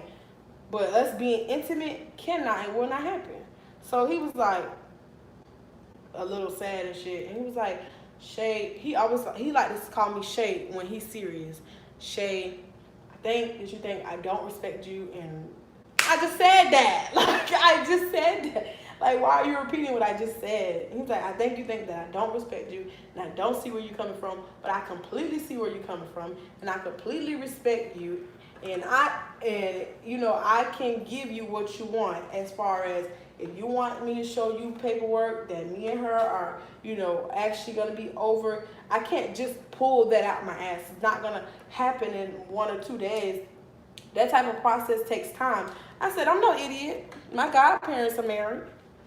You don't just get married in one day. You got to get a marriage license. So I said, just like you got married to her, and that took time, I said, as long as I see that you're actually in the process of, I'll believe you. But until you're willing to show me that you're even in the process of, you're not getting my goodies, not my goodies. I got some. So, you know, that was that. I ended up going back home, guys, before Christmas, like on the 20th or the 21st. I think it was the 21st. I can't remember, guys. And got back in town. My auntie asked me, I told her the truth. Ain't gonna lie, you know. This is too hard, bitch. This is too motherfucking hard trying to do this. I haven't sold no wig like this in like forever. Just aggravating. We ain't gonna make the club by 12. Fuck that dream. We'll go tomorrow. And so, since we already on live, if y'all really care, y'all keep listening. If you don't, you'll leave. But, so fast forward, guys. Because I don't know when the next time I'm going to want to get on live or try to tell them those story times. So I'll tell you guys. So fast forward, guys. What ended up happening was I went back home. Me and my mama did not really talk for the rest of the Christmas break. We ended up making amends a little bit before I left out of town. She kept asking me over and over again, did I go see him? Unlike my auntie, I did keep lying to my mama because my mama cannot handle the truth. She wants the truth, but she cannot handle the truth. Like, once you tell her, she's like, girl, you asked for this shit. Like, I could have lied to you. Like, ugh. So I kept lying to her until I finally left. And I was like, yes, I went back to Miami to see him. Like, that's already gone and done. So, like, what? Okay, like, it's done. So when I got back into town, a little birdie dropped some bombs on me. And when I say a little birdie, one of my homegirls I was kicking it with at Winn-Dixie, the only people I was like, gave my phone number to, she kept telling me like, oh my God, this guy I talked to, he is so handsome. And I'm like, girl, who? Spill tea, because normally she don't tell me it's the guy that she talked to. She showed me the guy she talked to. She sent me pictures and videos and all type of stuff. You know, like, girl, this him. She just kept saying like, you know, he's much older than me, because the girl was like legit. She was like 17. So I'm like, girl, who is this dude that you is talking to, girl? And you don't want to see me no videos, no pictures. You don't even want to see me no screenshots, girl. Who is this young fella? She was like, he's not young at all. And I'm like, better not be my man. And so, oh my gosh, she was talking about the dude you was talking to. Listen, so I'm like, girl, okay, child. You know, I used to have to play everything off at work, because you can't be. One thing I learned by myself, especially in the strip club, it helped me. Never, ever show the dealer your hand. And what I mean by that, if you play poker, don't never tell the person you trying to get tea from your tea in order to get tea. No, ma'am. You don't do that. You don't do that. You just play stupid. An idiot will tell on themselves, okay? So, so I'm like, girl, okay, child, since he's so exclusive, you can't really show me him. All right, girl, whatever. So she's like, one day, I'm gonna show you. You know, we haven't really even gotten serious yet, so I don't want to jump the. You know, she's Jamaican. She's like, I really don't want to like tell you and then I ruin it for myself. You know, like basically she didn't want to claim it, and then he ended up not claiming her, and then now her friends already know, and she feels stupid. So I was like, okay, you know, whatever. Tell me whenever you're ready. So by that time, the months are going by. I'm fast forwarding all the series. All the series is being done. The rest of the whole series is being done tonight in this live. I'm not touching on this again unless I decide to get off live or YouTube conveniently close my live for me. So fast forward, right? Well, you know, past her. So in between the time, in the meantime, me and the guy still kicking it. The manager, we still kicking it. He's still sending me money to get my nails done, hair done, stuff like that. He's like, oh, have a good spa day, cash out, boop, and all this type of stuff. You know, lunch. He buy me lunch all the time, and one of our managers was out for vacation for a while, so he was making a schedule. Beforehand, I was barely, when he wasn't making a schedule, somebody else was making a schedule, barely getting 15 hours a week. Now he making a schedule. Every week I'm working 26 hours a week, 28 hours a week, right? On the same schedule as him, of course, you know. So he buying me lunch and stuff like that every time we working together, and all type of shit going down. So shit good in the hood. You know, we going to the car, making out in the car. He come pick me up from work. We making out in the car during work. We spying on other people during work hours, and we sitting out in the parking lot watching them. And man, you would have thought we was two PIs that had none fucking fell in love behind the damn big boss bag. So like that's how he was really kicking in, and he was taking me places and showing me stuff that I had never seen before, that it shouldn't have took me, you know, to be dating somebody else's husband to find out. Like, you know, taking me to authentic restaurants. Like, well, we had ended up going to an authentic Mexican restaurant. I have never had authentic Mexican food. You know, always really showering me with attention and love, basically. I'm not called love, but that's what you know, the easiest way to put it. You know, basically kind of like giving me every single thing I want. Like when I say, oh, I don't like working with such and such, she better not say that to me no more. Boop, her hours are gone off the sheet. Oh, such and such doing this, such and such doing that. Boop. He will always tell me, don't tell me that somebody bothering you, because they gonna have to get eliminated immediately. Like that's, I'm like, what, you a killer assassin now, bitch? Shut the fuck up. Like that's how he would talk though. He'd be like, did anybody fucking with you gotta go. Like, they gotta get out of here. They gonna get fired off rip. And I'm like, even with customers, like I've had, and Winn-Dixie, that they brought the ghetto out of me, bitch. They brought the GH to the EOO, okay, bitch. Not even no T to the OO. Like, they brought the ghetto out of me. Like, I've had to cuss several customers out in front of other customers. I've had to get very rowdy with other customers and very, very, very disrespectful working at Winn-Dixie. And so I used to tell him, like, when situations have come up, like one time this dude came in there puffing his motherfucking chest, like mad because I kept telling him stop leaving the car in my lane. I have people coming behind you. Sir, move the motherfucking car so people can come through. So, you know, getting an attitude, bucking at me and shit, and was like, if you was a nigga, I'd punch in your shit. If you was, like, I'm like, it's 8:30 in the morning. What her name is? But what Black China said, ooh, I'll rock your world. Then rock it. That's how I was telling him, like, punch me then, bitch. Punch me. Because I'm going to sue Winn-Dixie, and I'm going to sue you. Punch me, nigga. Like, the fuck you thought this was? I'm going to sue both y'all ass. But first of all, not even having security. Y'all supposed to be paying people to be security, and the motherfuckers ain't even here.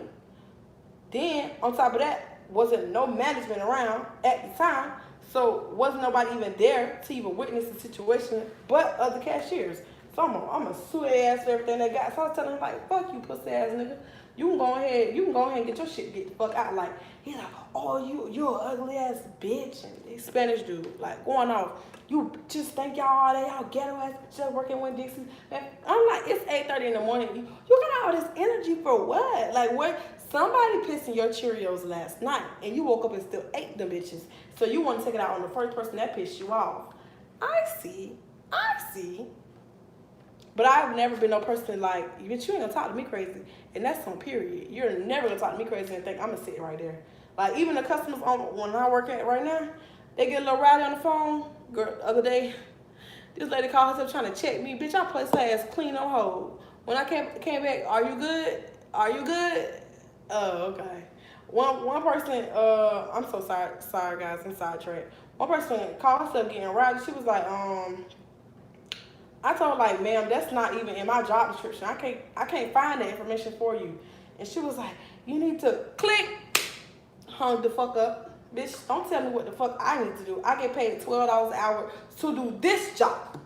You're not gonna make me do some shit I'm not certified for. So get the fuck off my line and call somebody else. Bitch, hung the fucking phone up on her ass and got back to my books. And that was what's going on at Winn-Dixie that day. And I was telling him, like, you really can get booked, because if you knock, you gonna get stuck, okay?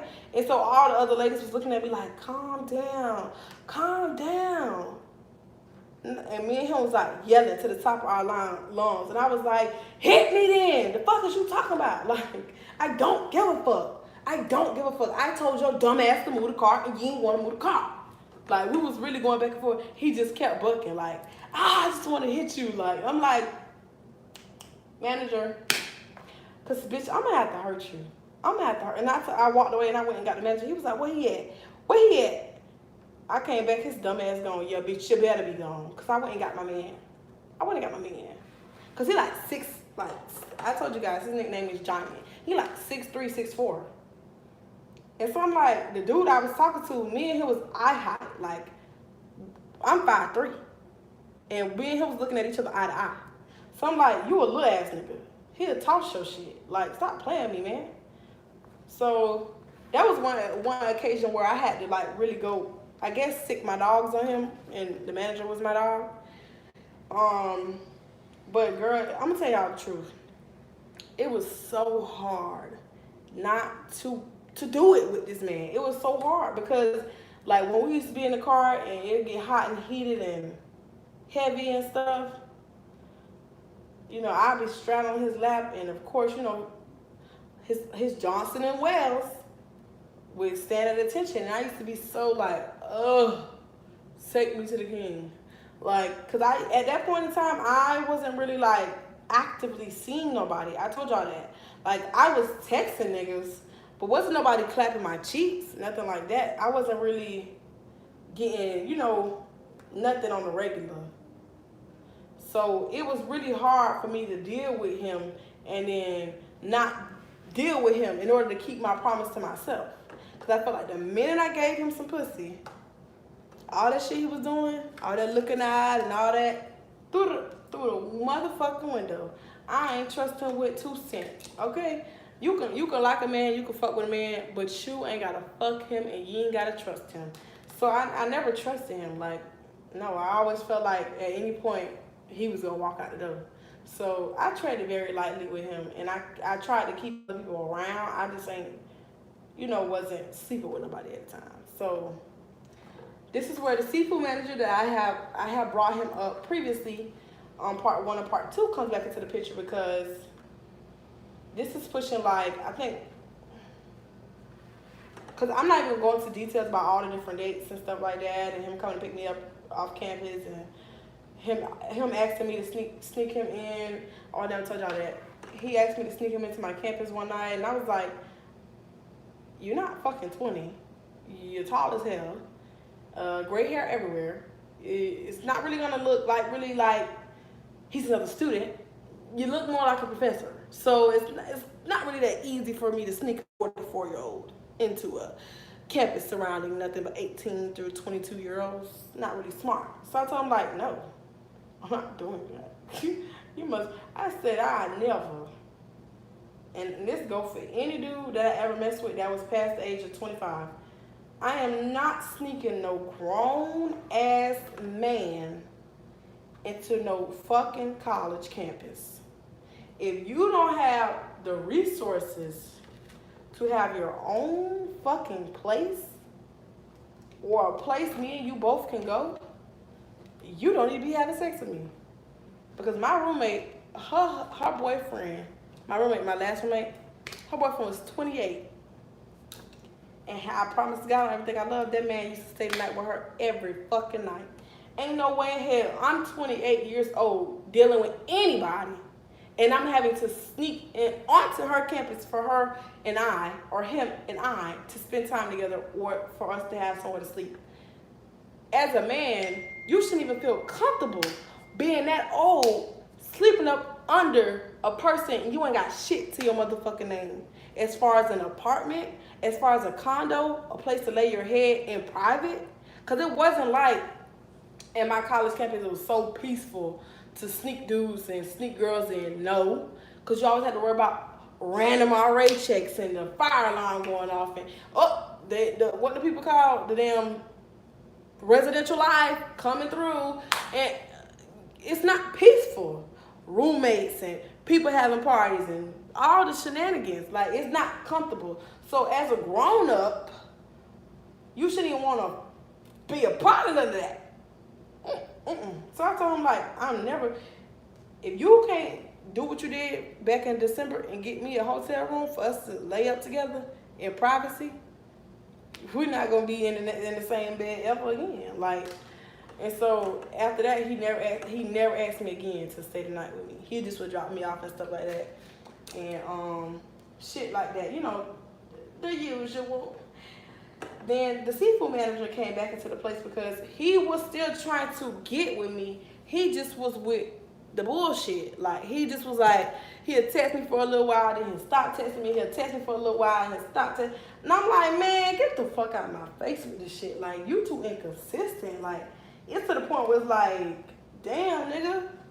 Like, what the fuck? It was pissing me off. So I ended up cutting him off. Like his number one block. Don't get me wrong. But I ended up, like, kind of cutting him off because I just kind of kept getting frustrated with him. I'm like, I ain't signed up for this. So left him alone, right? I'm 21 now. We in March. For my 21st birthday, I had told the manager, he was like, what you want for your birthday and stuff. And I told him, really, I just kind of want to go shopping. And my biggest thing, I don't want a lot. I'm not a person who always want a lot. So the biggest thing I really wanted to do, because I hate jean pants.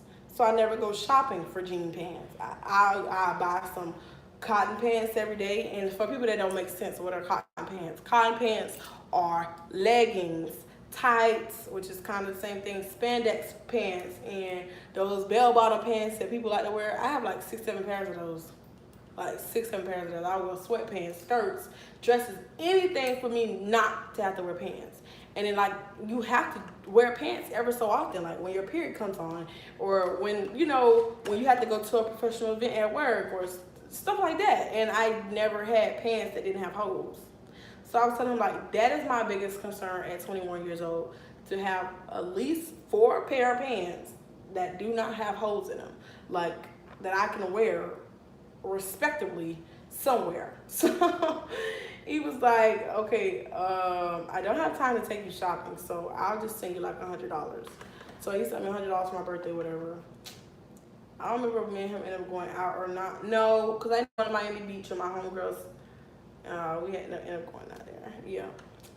So from there, things started to get shaky because seafood manager kept trying to, like, come back into the picture and show me he was serious and stuff. But the girl, the friend, keep up, guys, it's a lot. The friend that I kept telling you guys that she told me she was talking to this guy, but she didn't want to jinx it. Finally, one day, seafood manager walked up to the front to grab some food that was sitting out there. We had called him, he came by, and when he walked off, she was like, what if I told you I had a crush on somebody? I'm no dumb bitch. I'm well versed and well educated. So I'm like, she like him. This probably the dude she was talking about back then. So I'm like, girl, you know, playing dumb. Girl, who you got a crush on? Who is it? Who girl? Who girl? And I'm like, cause this my friend though. Like, I tell her shit. You know, you don't call everybody your friend. Like, this my friend. So I'm like, I want to know the tea, but it's not like me and you. It's like my best friend. So I'll play stupid with you real quick. So I'm like, girl, tell me the tea, girl. Who is this nigga you got a crush on? She was like, I don't want to get in trouble because, you know, I'm only 17 and he's grown. Like, I don't even know how old he's old. And I know my auntie is not going to approve of me talking to him. And and I'm like, girl, if you don't just spill the beans. She was like, he work here.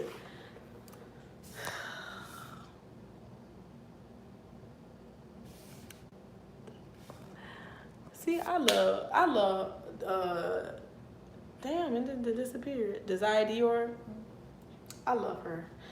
And so, I'm like trying to get the tea, like, girl, just tell me who's this guy. Like, at this point now, I'm getting frustrated because you beating around the bush too much, and customers keep coming, so we got to keep stopping the story over and over again. So I'm like, so she was like, he gave me his number and we've been texting for a while. Like, I haven't met up with him, like, you know, by myself, but we met up and we were talking at work, and I'm like, you finna make me motherfucking text him and ask him, is he talking to you? Because you taking too long. You taking well too motherfucking long to tell me what's going on. So she's like, I'll give you a hint. And I'm like, see, this why I don't got friends that's under 18, because there's too many little kid games, man. Oh, thank you. And I'm like, there's too many little kid games. See, me and my homegirls, when we like a nigga, bitch, we done took a picture off his Instagram. We done took a picture. He done sent us.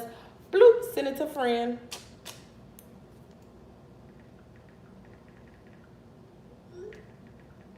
Y'all got me taking too long to text my other friend back. You guys, I met this cutie off Instagram, and he is so chocolate. He is so fine. Fine ass black brother. And I'm like, ooh, let's see where this goes.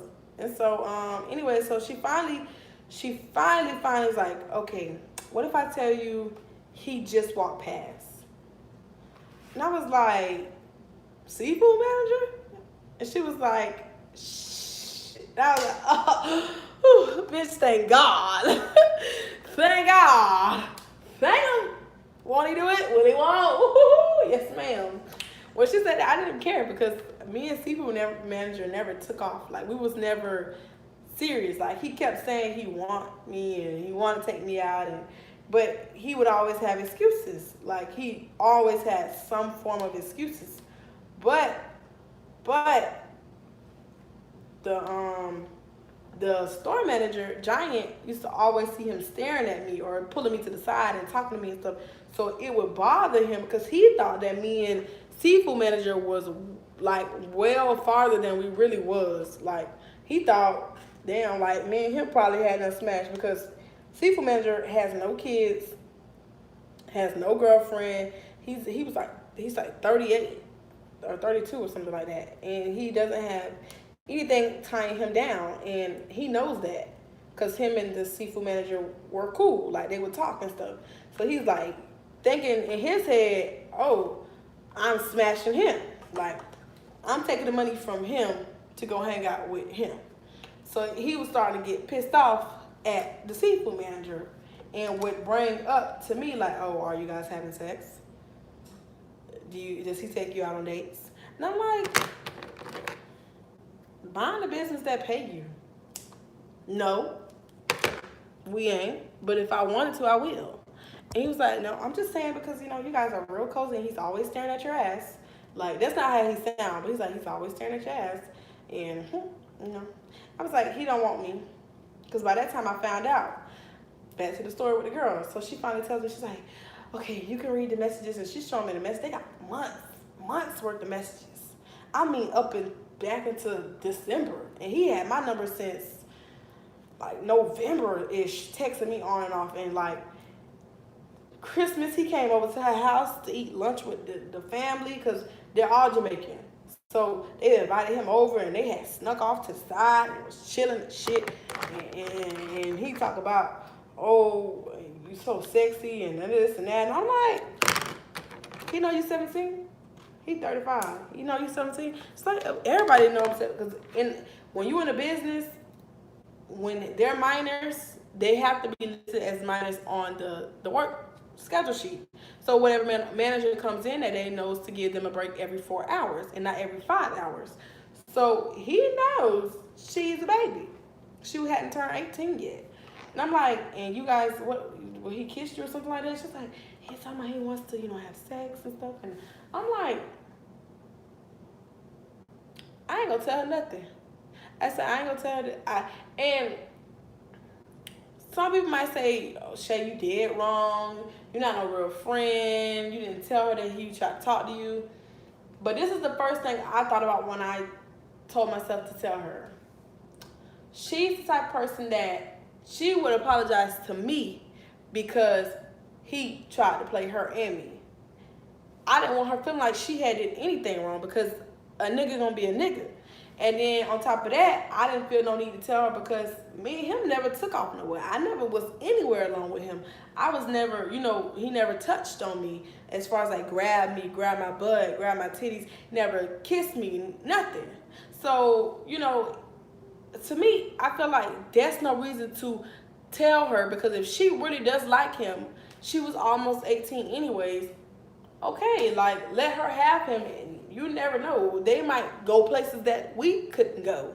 So I ain't gonna kill her dream. From the looks of it, she really is into him. So I never said nothing to her. I never said anything. And then my whole thing is, I don't want people in my game room. I don't want you to know that me and him was even texting. I don't even want you to have no leverage over me to say, oh yeah, I know who Shay used to talk to. No, ma'am. If we're co-workers, you will never know my game room. You will never. A pussy hoe could never know my game room. That's one thing you don't do. You do not put your co-workers in your relationships. Even if they're not actual relationships. You keep your business, your business. How you think all these managers be wanting me? Because I keep it cute, baby. I come in and collect that paycheck, and I go on about my business. I sit there, I listen to you rap all day. You can tell me about Bob, John, Lawrence, Clarence, CJ, and everybody. You can tell me about everybody, but you'll never know who I'm dealing with. You'll never know my game room. So I told myself at that very moment, in order to respect yourself and keep your business private, don't even tell her nothing. You just tell him that, hey, I can't kick it with you no more. I can't keep texting you. We done. So as she was telling me, I went to my phone to block his number while she was literally telling me everything. Cause I'm sitting there, I'm listening in disgust, in actual pure disgust. So I'm like, I gotta go tell him this shit. I gotta tell him. Because he told me, one day when he was like telling me like, you never gonna give me no chance and nothing like that. And I was like, one thing you'll never hear, and what was it, the store number? I think 248, that's what we used to say. One thing you'll never hear about me in 248 is me running through these streets talking to nobody. So he was like, you'll never hear nothing back about me either. I don't talk to nobody in this store. I don't deal with nobody in this store. And I'm like, sure. Then the next day, she came and told me that. So I went back to the seafood market, and I was like, I thought I'd never hear your name being brought up in 248, but I guess we're all liars. And he was like, what you talking about? You tripping. I'm like, nah, I'm not tripping. You know what I'm talking about. I'll tell you. He's like, oh, he tried to text me, right? He was like, I sent you a text. I was like, you blocked. He was like, see, you on little girl games. That's that little girl game shit. Like, what the fuck is you? He got an attitude at me because the nigga doing foul shit. So I'm like, you mad at me because you talking to everybody and they motherfucking daddy, not me. He was like, don't sit here and act like you ain't talking to nobody in the store. I said, I ain't talking to nobody in the store. But she at home right now. You could never, nigga. So I was like, don't even worry about it. You can have her. She can have you. I never told her I went on about my business, being her friend. She'll tell me what was going on between them. I never spoke to him no more like that. Like, the only time he came to talk to me was about work. I never. He was blocked from that day forward, and I let her be happy with him, right?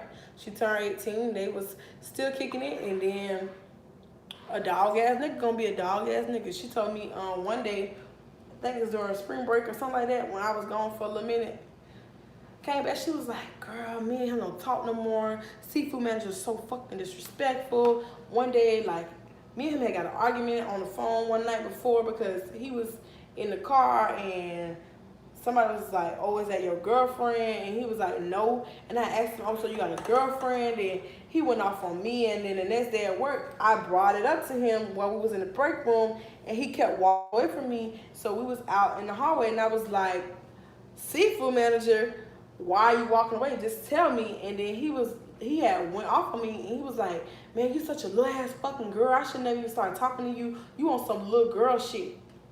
Like in the aisles of the store, said this to her in the aisles of the store in front of customers. And I was listening in dismay. I was like, damn, he said it to you? She was like, I promise God, that shit hurt my feelings so bad. I started crying. She was like, I ran to the bathroom. I was crying because I'm like, it wasn't even the fact that you're yelling at me. You just embarrassed me in front of these people. I don't even know these people. And she was like, that shit really, like, after that, I cut him off, right? So I was like, I was very proud of her, but I was not going to tell her, like, girl, you should have never talked to him. But I left him alone. Now, one thing I will say in her defense, not in his defense, in her defense, if you guys go back way back in my archive, I have a story time called Time I Lost My Virginity. And I talk about in that story time that the person I lost my virginity to was 20 years old and I was 16. Now, I'm not justifying older dudes preying on or dating younger girls. I'm simply saying this is not something that's abnormal. This is not something that doesn't happen. That's what I mean by abnormal. And that's why I didn't feel the need to tell her, like, oh, girl, he grown. One, because she was basically at the point of as a grown-up. She had her own opinions.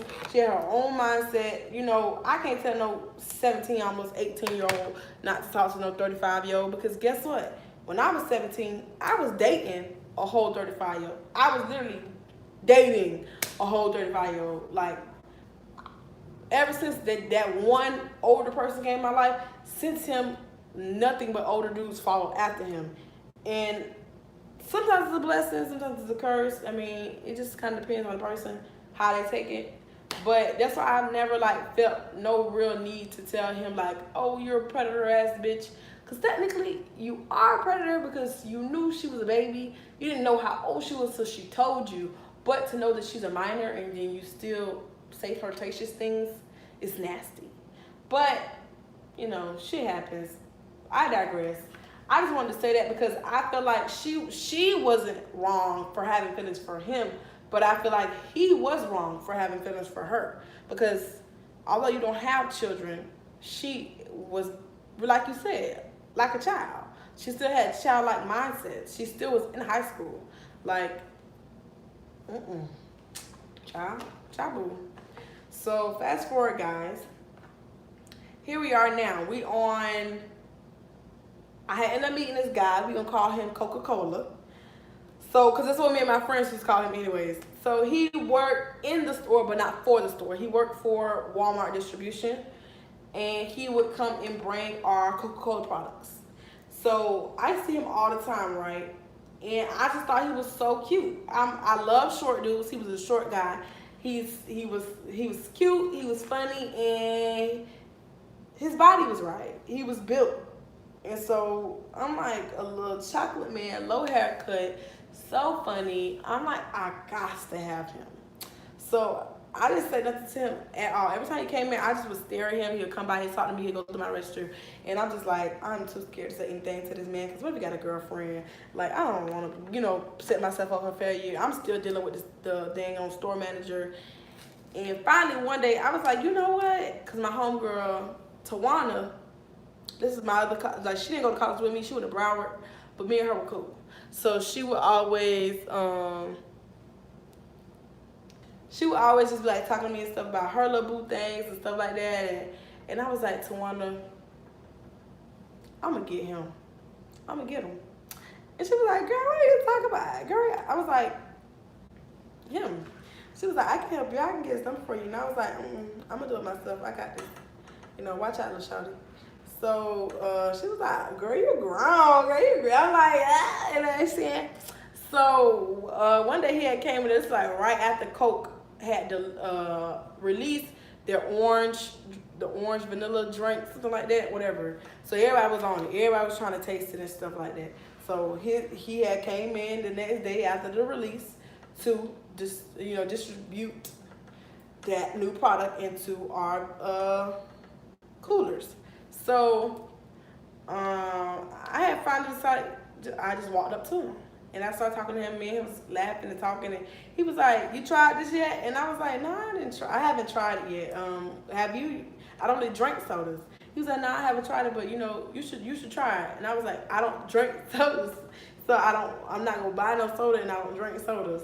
He was like, you don't gotta buy it, I'll buy it for you.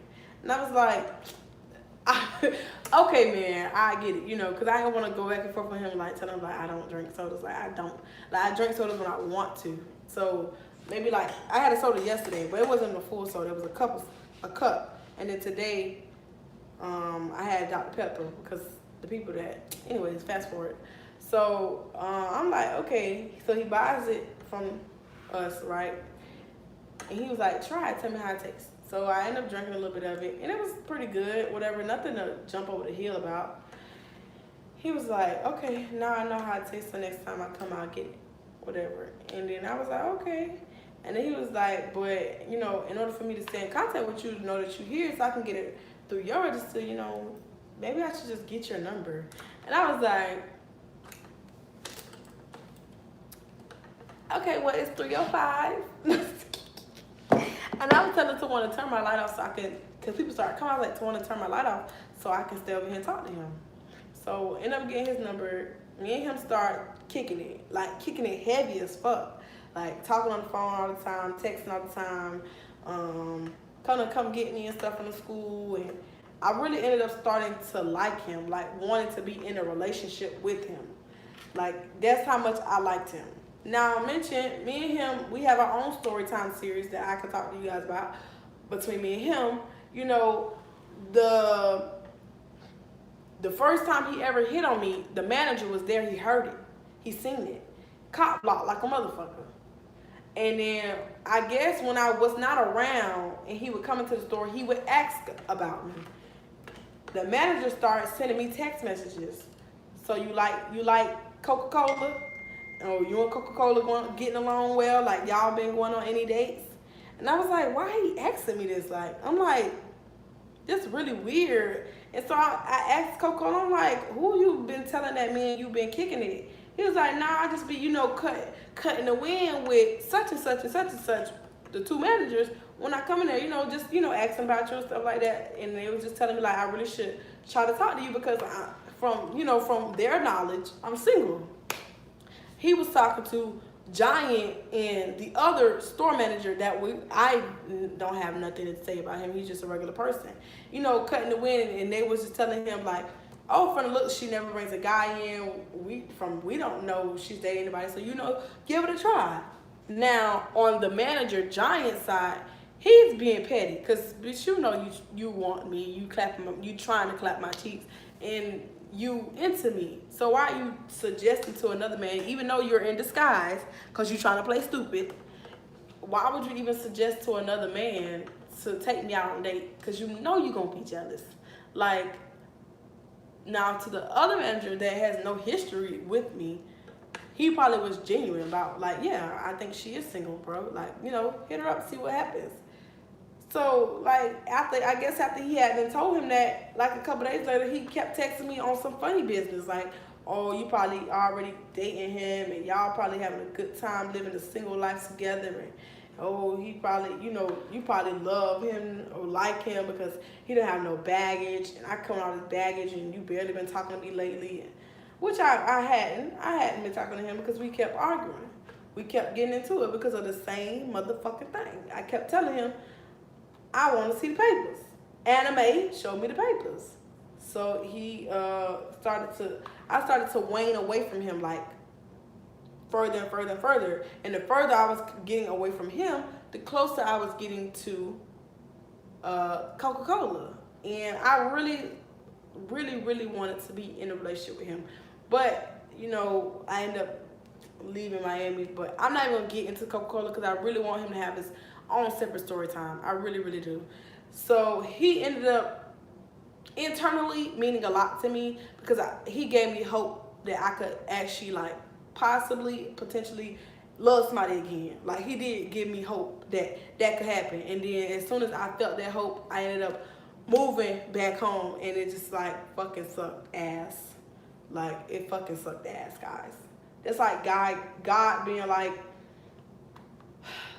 here's these rubies. You just gotta go to this place. You get to that place, and the fucking FBI swarming the bitch. Like, that's how it was. That's how I felt. But, yeah, so, ended up, like, really, really, like, cutting the manager off for Coca-Cola.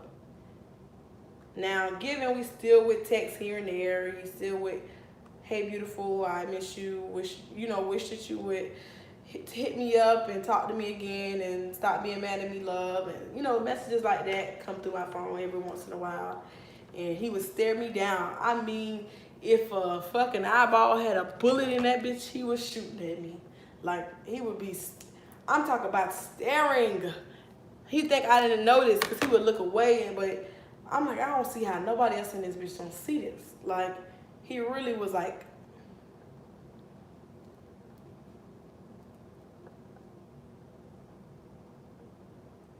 I'm like, ugh, all the time? You doing this all the time? Like, the whole shift, you keep coming over here staring at me? I was like day 2, 3, I was like, is that something you need to say to me? Because you're not gonna keep staring at me all work, like the whole shift and stuff. He's like, oh, no, I'm not looking at you, lying through his teeth. You know, and I'm just like, whatever. So, eventually, the text messages started to die down, and, you know, everything started to, like, kind of go away as far as, like, him trying to still talk to me and stuff. I'm gonna have to recut this wig. I can already see right here. And then one day, another homegirl of mine, we at the registers. You know, all the gossip happened at the registers. She turns around, she told me, she was like, oh my God. She came to me first. Oh my God, I gotta tell you something. I just came back from break and oh my God. So I'm like, girl, what you on my guy for? Like, tell me, child. So she proceeds to tell me, so I was in the back and Giant came up to me.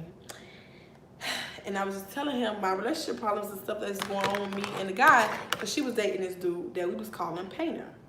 And they was in not domestic violence, but it was toxic. It was a toxic relationship. Now she, on the other hand, was also a minor. Not anywhere close to being 18. She had like a couple more months to go. And now the friend who was talking to the sequel manager, she had 1 month to go. But the other girl had like 3-4 months. So I'm just like, girl, what he said to you? But she's like, I'm just telling him about my problems. And he turns around and say, maybe you guys wouldn't be going through that if he was giving you good dick. And I was like, you know, I didn't say nothing at first, but I was like, well, he is giving me good dick. And then, cause she's a dumb broad, her damn self, and a hoe. She's the definition of, you're such a fucking hoe. She's one of those. She talked to the security guard that was working there. She tried to talk to another manager that was working there that was also married. She talked to a stock boy that was there. And then now we're at this person. She's doing all this while she's talking. Oh, and she also talked to another cashier that was there. She's doing all this while she's still dealing with this other dude she ended up meeting in Winn-Dixie.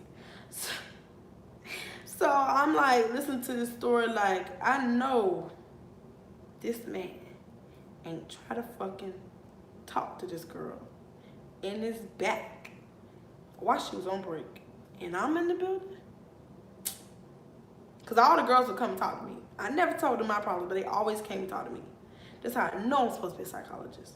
So she's like, I told him, like, well, who am I supposed to be getting good dick from? Like, that's my boyfriend. Like, I'm not going to cheat on him.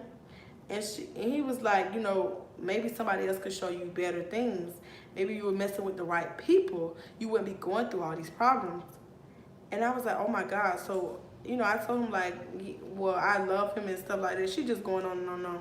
And he was like, oh, okay, and she said he ended up saying something like really borderline flirtatious. So she was like, she asked me. She was like, what should I do? Should I just like leave it alone, not really look into it, wait till he says something else? I was like, you don't want to like jump the gun and assume that he's like flirting with you and then you look stupid. So maybe you should potentially try to egg him on and see what he says. If he says something flirtatious back or, says something sexual about himself, then you'll know he really is trying to deal with you. So this bitch said, hold on, okay, I'll be back. She went back to the break room. Come to find out he's still back there. She come back, tell me, oh my God, he asked my phone number. You guys, let me tell you something. The jealous bitch inside me was raging. I'm trying to play stupid, but the anger in me is like really building. Cause I'm like, I know this man ain't this fucking dumb to think these dumb bitches ain't gonna come back and tell me they don't know me and you kicking it. But you don't think these girls ain't gonna come back and tell me that somebody in the store trying to talk to them? That's all they sit here and do is tell each other when other people in the store trying to talk to them. It's nothing but drama going on in the store, and then you gotta make yourself another part of the drama. How long, man, you been kicking it in private and don't nobody in this motherfucker know? You gonna go talk to the biggest whore in the whole motherfucking store and think that I'm not gonna find out in 0.milliseconds? So I'm listening to the story, I'm trying with all my might to stay calm. And so she was like, he gave me his number or whatever. Well, she was like, I already have his number because, we work together. But he wanted, my number so he can lock it in, put me in as a contact. So I gave him my number or whatever. He was like, he's going to text me tonight. I said, oh, okay, so I'm like, let me, because, the Jamaican girl, my friend, had came back from her break. So she got on the registers. So she was like, so she ran over there to tell her the same story. So I was like, oh, let me go to the bathroom, ladies, trying to give myself some time. So I go to the bathroom looking for him. So I find him and I go the fuck off. I said, how fucking dare you disrespect me in this bitch? How fucking dare you play with me as if I'm not gonna hear nothing you're doing in the streets? Like, it's one thing for you to be telling me, oh, you don't be going around here talking to other women and cheating on your wife. And it's another thing to sit here and then try to talk to another bitch in the same fucking store as me. I don't give a fuck to mean you ain't talking. It's cold. It's cold, bro, man. You don't do shit like that. He was like, oh, you gonna tell me I can't talk to somebody else when you're sitting here talking to Coca-Cola and then you were talking to seafood manager? I said, me and seafood manager was never talking. Yes, he had my number, but talking is one thing. That's a little too extreme. We probably got a handful of text messages. You talk about talking to somebody inside of 248. You sitting here flirting with a whole fucking minor. I said, you fucking R. Kelly ass nigga. I would never, ever see you as that. And then you sitting here telling this girl she need good dick. Good dick will make her problem. How the fuck you think? Because he was trying to say, oh, she took, maybe took my words the wrong way and stuff like that. I said, how the fuck you take a statement like that the wrong way? It shouldn't have even came out your mouth to no minor. Like, she's a minor. So why would you even come at her any old kind of confusing way anyways? And then I told her to come back here and impress you and see what you say. And then you asked her for her number to lock her in. I said, what kind of dumb bitch do you take me for? This is why I never had sex with you. Because I knew niggas like you be lying to get the motherfucking draws in hot skittle daddle. I said, so, with that being said, you're a fuckboy, you R. Kelly, you're a piece of shit, you scum, and this hotel her business to everybody in the store. So I could bet you by 6 o'clock today, everybody gonna know you tried to talk to her. Everybody gonna know you gave her your number and she gave you her number, and now y'all gonna be the talk of the motherfucking story. You dumb bitch. So, guys, I'm so serious when I tell you I'm really gonna finish up this story time tonight. So I go back to my register. I want to fight. I don't want to fight her because she don't even know. I want to fight him. I was literally yelling at him in the aisles, and he trying to defuse me like, come on, come now. And I'm like, nah, man, like you got me hot in this bitch. You got me hot because this is why I told you I didn't never want to become a jealous person, because when I get mad, I get outraged. I turn into Taraji P. Henson from the damn movie Acrimony. I don't have no common sense when I'm mad. Like, you could piss me off all day and joke around, and I'm like, shut the fuck up. But when I'm mad, when you hit that spot, bitch, I'll run your whole motherfucking house over, bitch. Like, I will really jump ship on your ass. So now I'm in this bitch yelling, fuck this little job. Fuck this little job. Y'all don't pay me enough anyways. So now I'm in this bitch yelling. He's like, you need to calm down, go back to your register. So I finally go back to my register when I get done cussing his fuck ass out. Walk back to the register, hey girls, and then now they all, huddled around my register talking to me. She's like, what do you think, the Jamaican girl, what do you think she should do? Should she text him? And I was like, I don't know, it's really up to her and stuff. Like, I don't really, I heard he's married, trying to make her not text him. She's like, I heard that too, but he's so handsome. And because she used to call him, I forgot to tell you guys, when me and him first started talking, I told him, this is the same bitch I told him to cut off all that extra friendly shit in the beginning, because she used to always come up to him and say, friend, hey friend, where you been, friend? I haven't seen bitches like that be trying to get their ass clapped. So I told him, you gotta cut off all that extra. You've been too friendly to her because you giving her the wrong understanding. This is before me and him ever even went out, like for real. Like when I got back into town, I told him that you need to cut her off because I don't like that shit. Whole 3-4 months went by. She stopped calling him friend.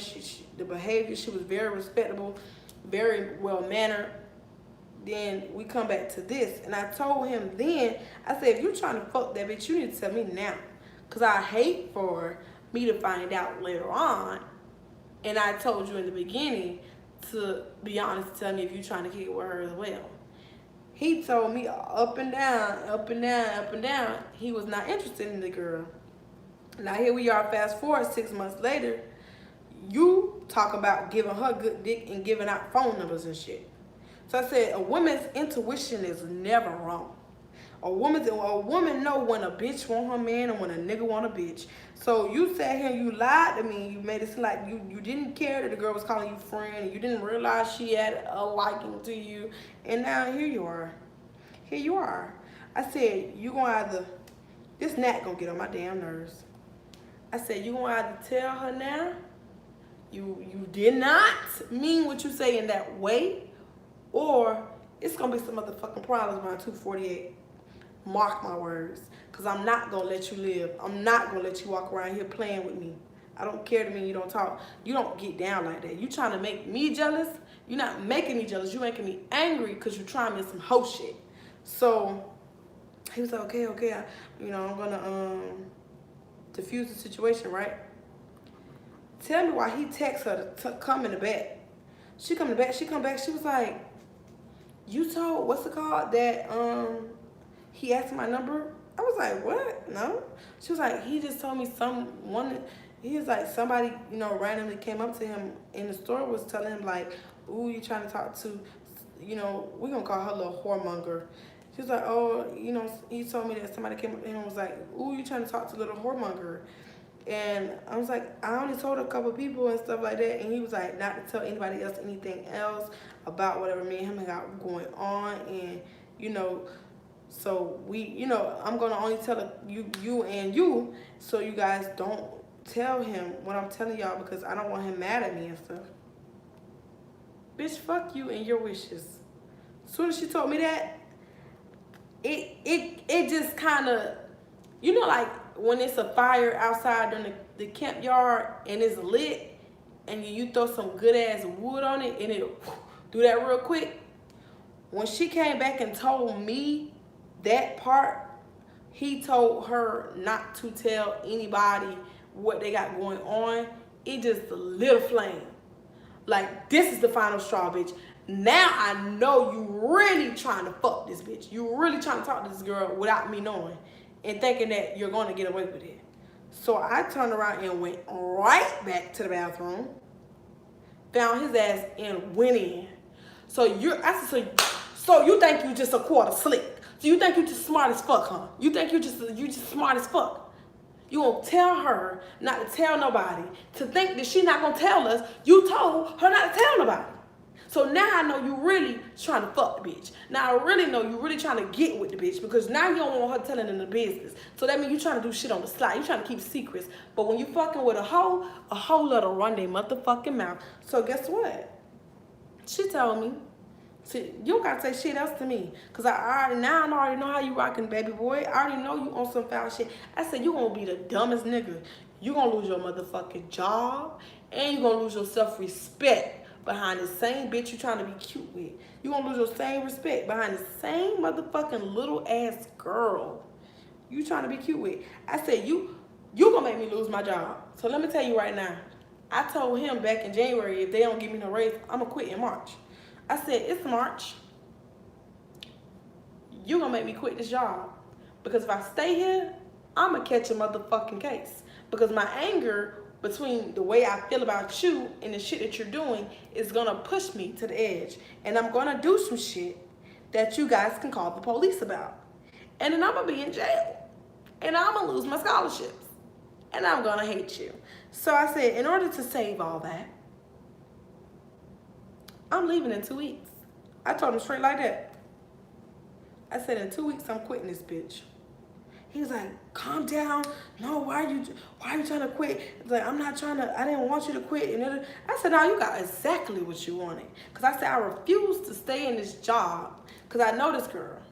She gonna keep coming, because she look at me like a big sister. She gonna keep coming and telling me stuff that y'all doing.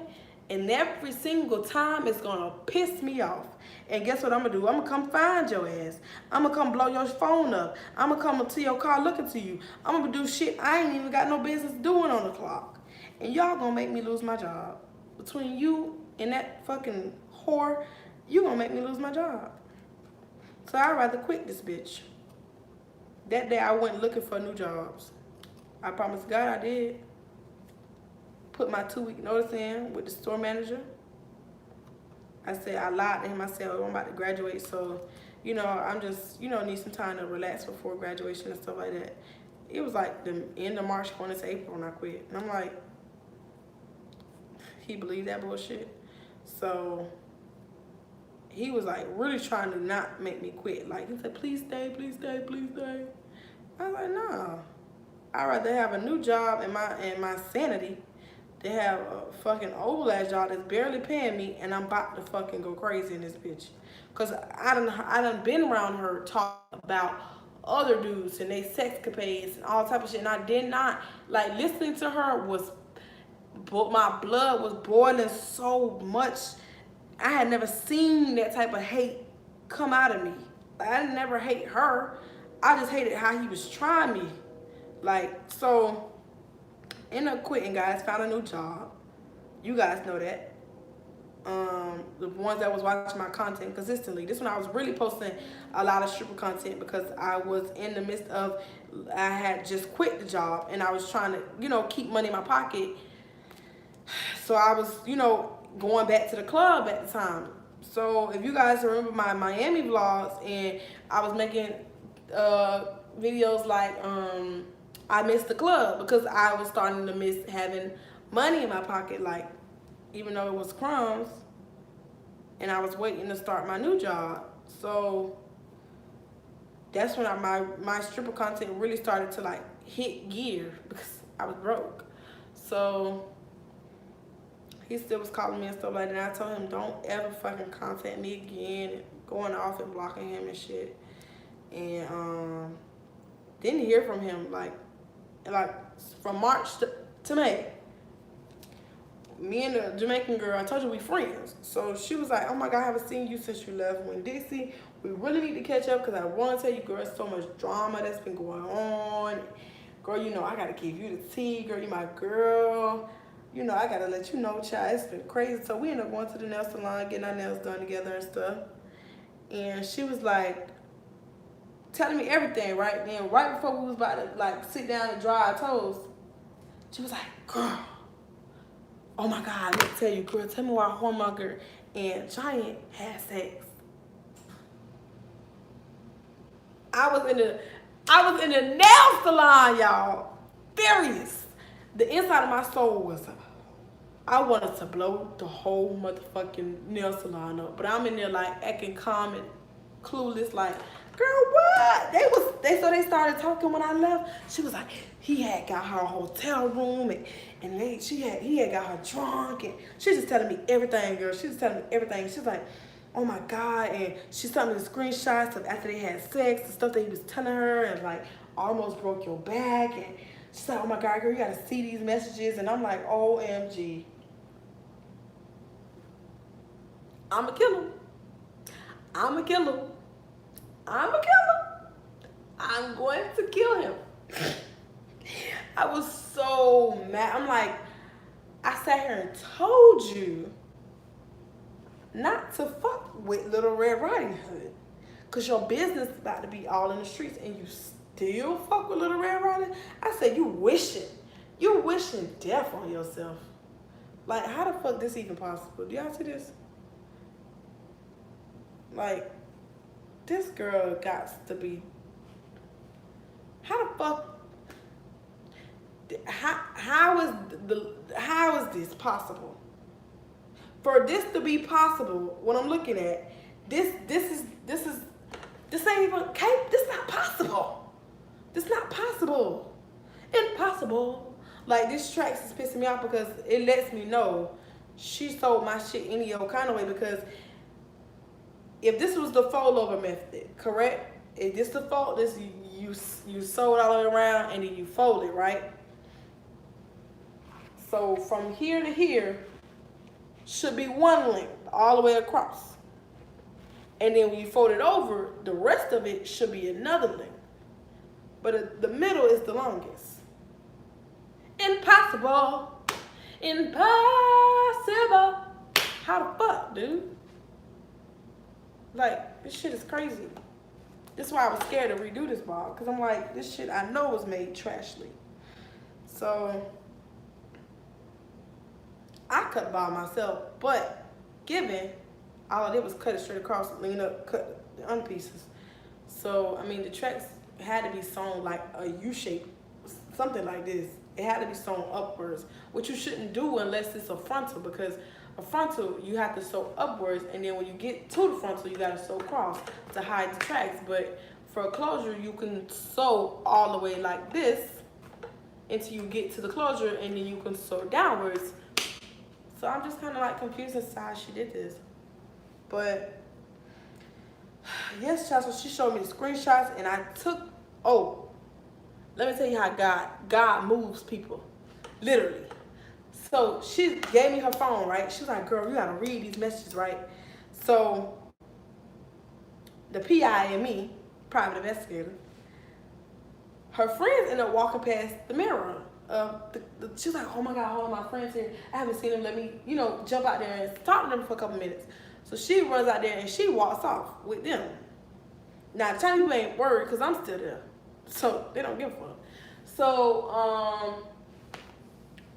I'm reading the messages, I'm just getting mad and mad and madder. And I'm like, I need proof that I actually read these. So I take my phone and I take pictures of them.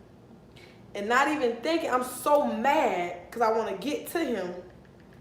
I send him the messages, the pictures of the messages.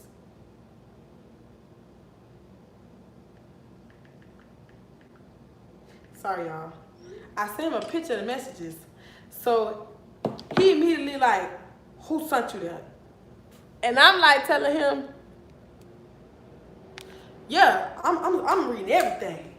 I'm reading the messages from what they talked about before she sent screenshots to the screenshots to after the screenshots. I'm sending the screenshots to me in her phone, everything. And I'm like, I don't want to get greedy. And then she come past the window and see me taking pictures of the phone. So I took a couple pictures and I put the phone back down, right? My phone. And I just, I'm like, when she got back, I'm like, girl, how long they been having sex and stuff like that. She was like, for a while now, like, and it's all around the store. It's crazy because she told her grandma that him and her are dating, and you know, couldn't find out he is married. Her wife doesn't know, but it's like so crazy because one day she ended up coming up to the store, the wife, and her and him have been arguing lately, and it's just so crazy.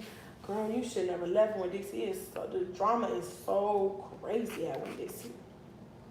So finally, when I drop her off back home, and I get back to the school, oh no, she ended up coming back to the school with me. Oh my God, I forgot to tell you guys this. So I leave her in my room, in my dorm, and I went to my best friend's room and I told her what was going on. I said, I need to use your room because he keep calling me and I need to answer so I can go the fuck off. So she was like, okay, here's my keys, whatever. So I'm in her room going off, bitch.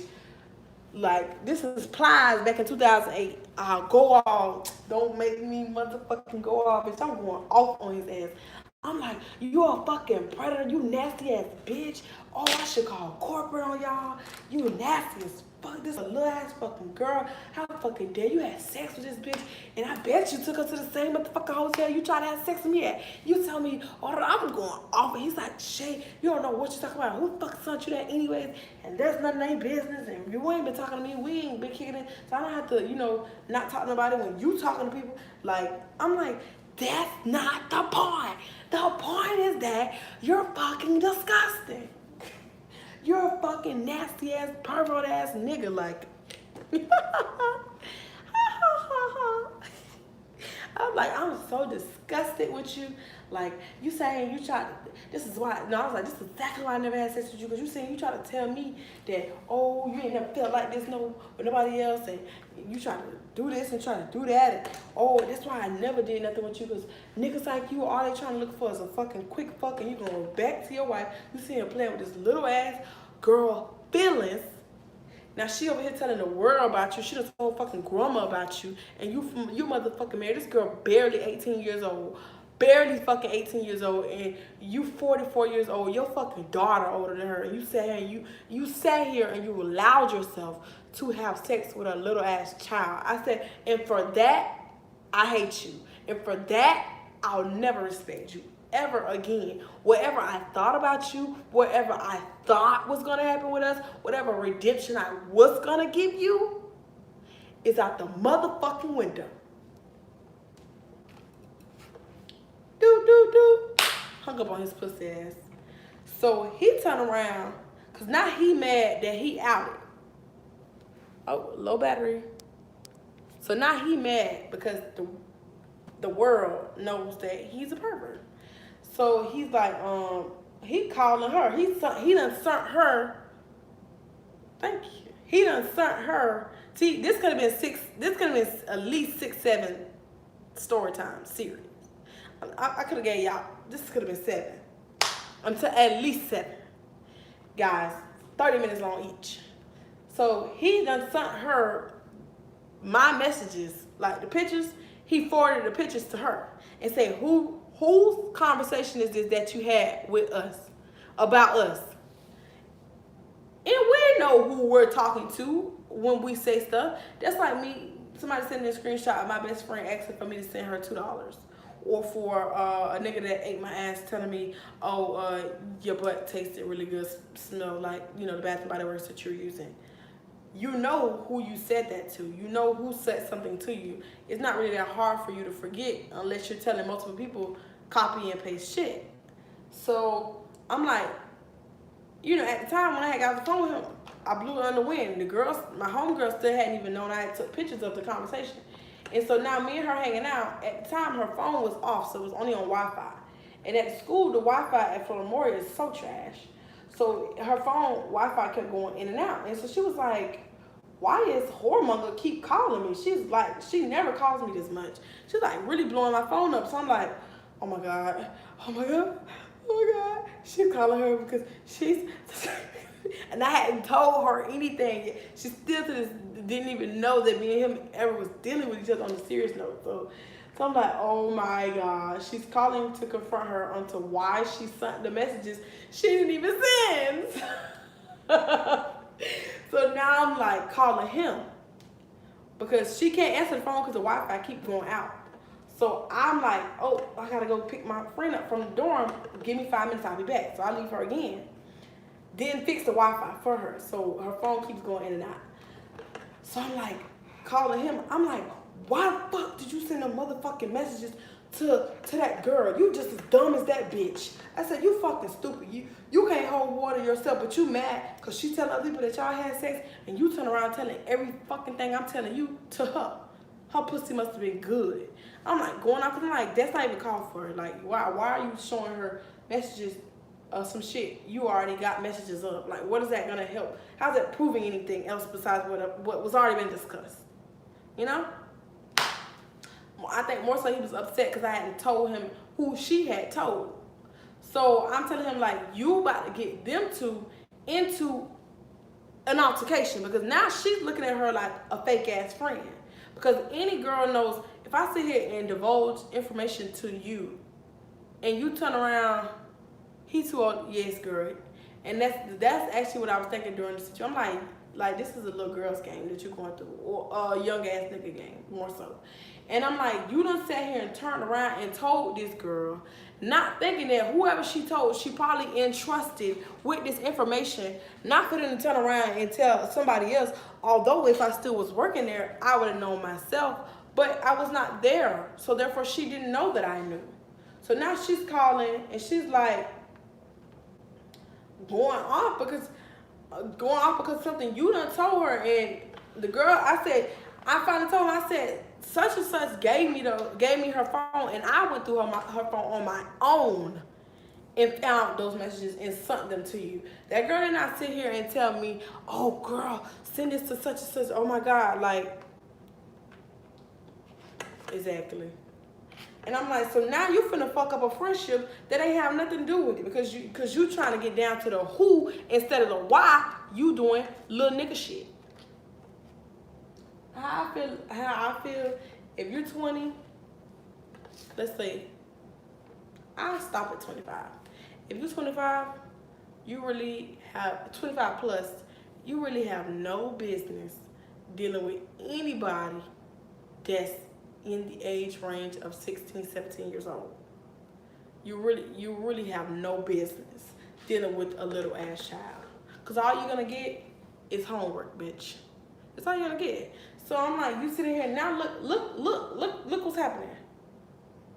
Cause you done stirred the pot with the 21-year-old, I'm 21 at that time, the 21-year-old about a fucking 17-year-old in high school musical drama. Because you couldn't fathom the fact that your business is being spread like a motherfucking peanut butter and jelly on the damn bread. And so I'm like, I told him like, listen, this is who told me.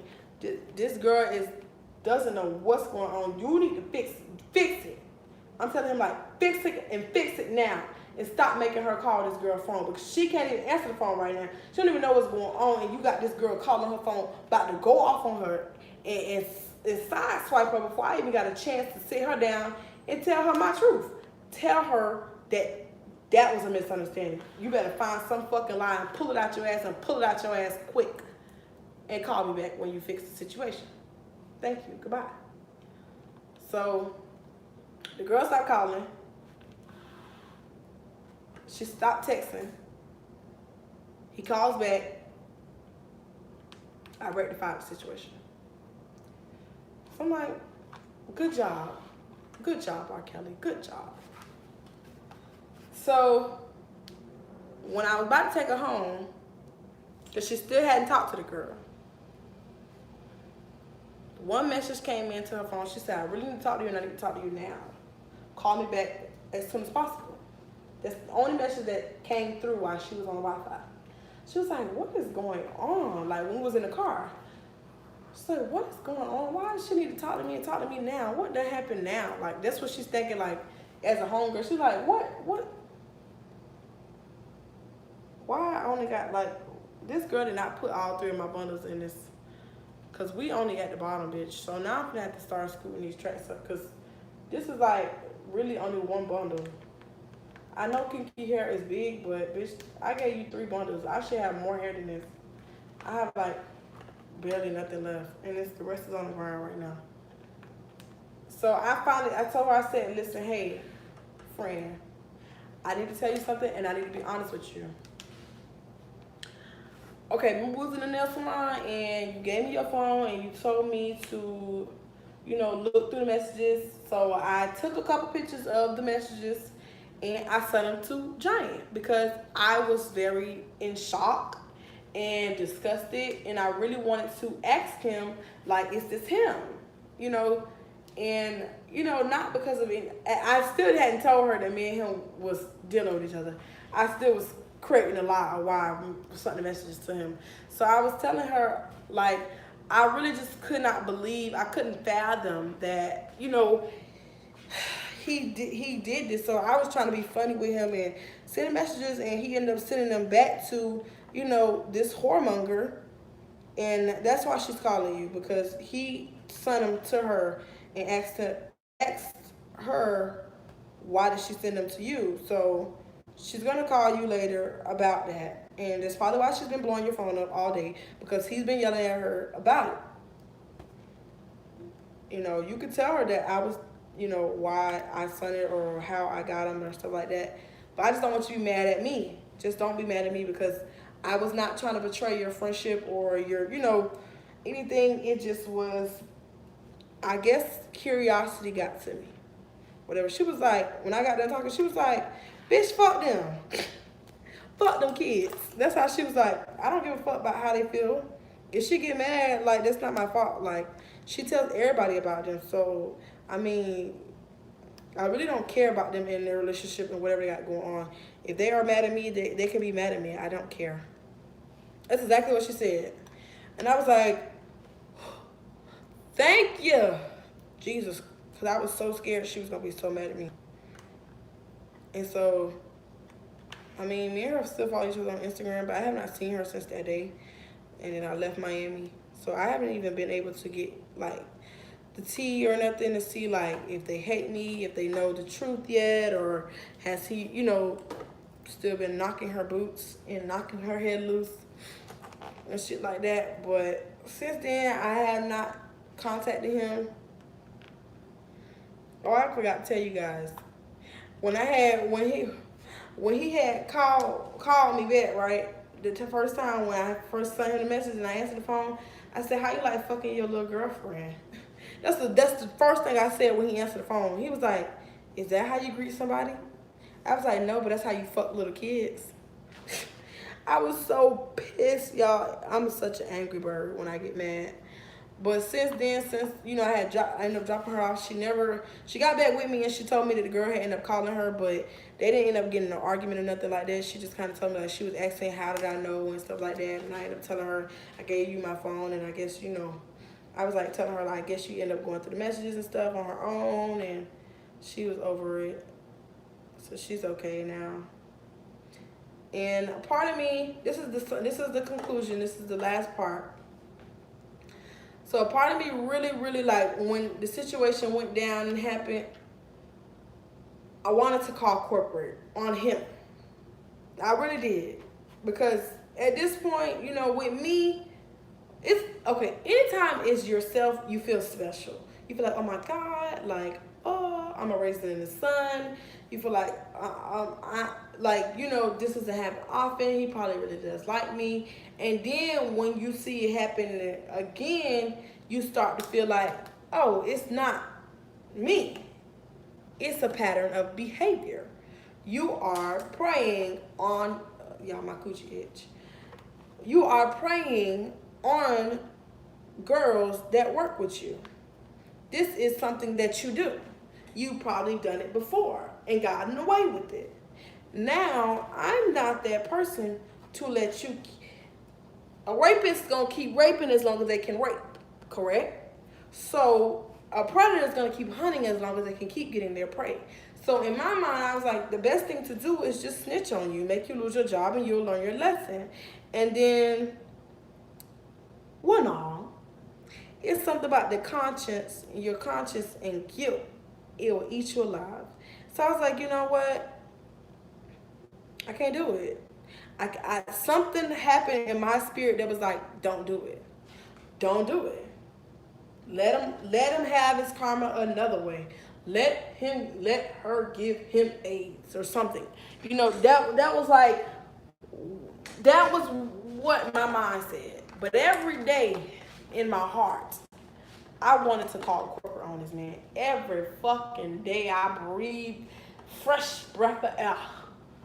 I wanted to call corporate, but something in me was like, I feel like I'm gonna get karma in return, because it's like, more than likely what's gonna happen, he is gonna lose his job. He is gonna lose his job, because I have enough proof to show that me and him were in a valid relationship, and his our relationship had influence on how he treated me, as far as like giving me more hours and stuff like that, fixing my time clock when I would come in late, and shows that he was unethical.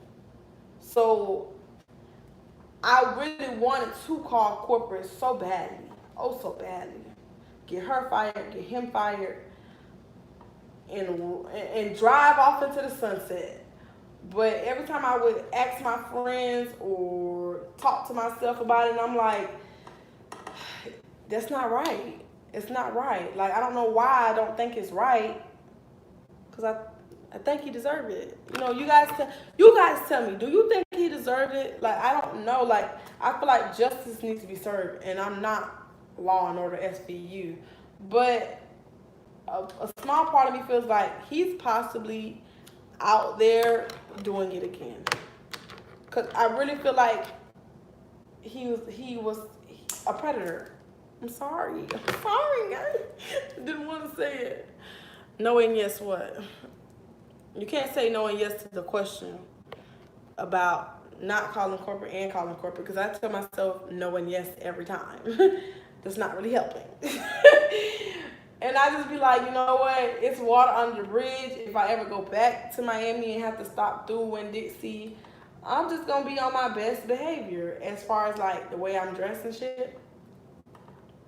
I'm going to come in that bitch snatched if he's still in there working there. Because I don't know. Because she's a messy girl herself. So I feel like even if I don't call corporate, maybe she'll end up doing it.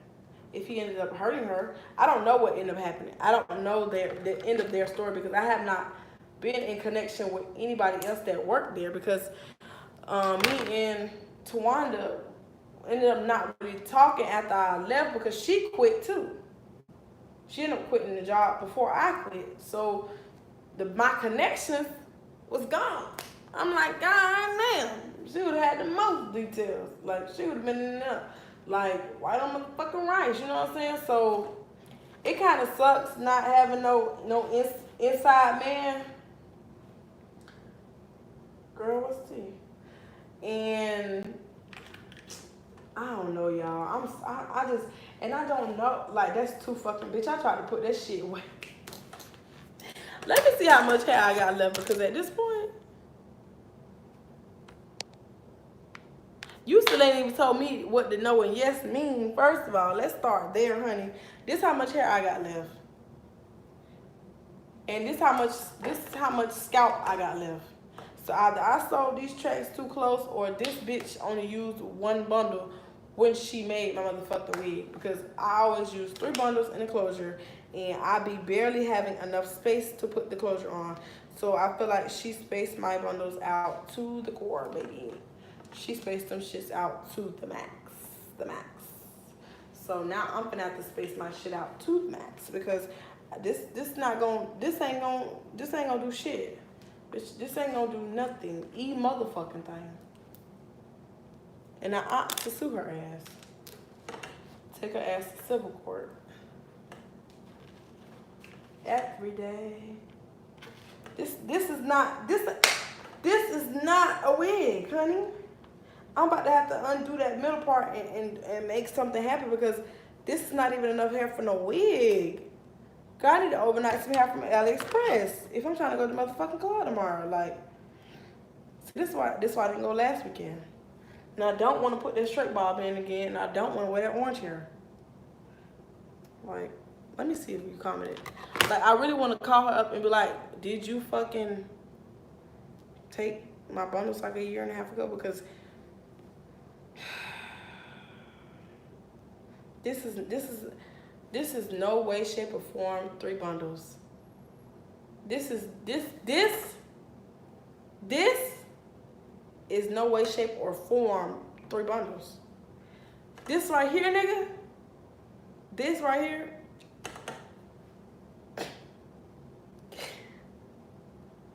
I could cry. Because something Ben told me when I was at Florida Memorial to redo this wig. Because I was down, if I was down there, I could have told her, hey, listen, Kenny,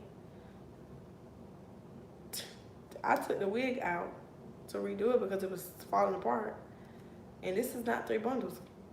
Love, where's the other 2 bundles that I gave you? Because I should not be running out of hair and I haven't even touched the middle. I should not be running out of hair and I have not touched the middle. Where my charger at? I meant to tell y'all something about him real quick. I don't know where the fuck I'm about to put this at because I got this charger on the bottom of it now. Let's, hold on, guys. I'm about to cry because this girl really fucking played with me.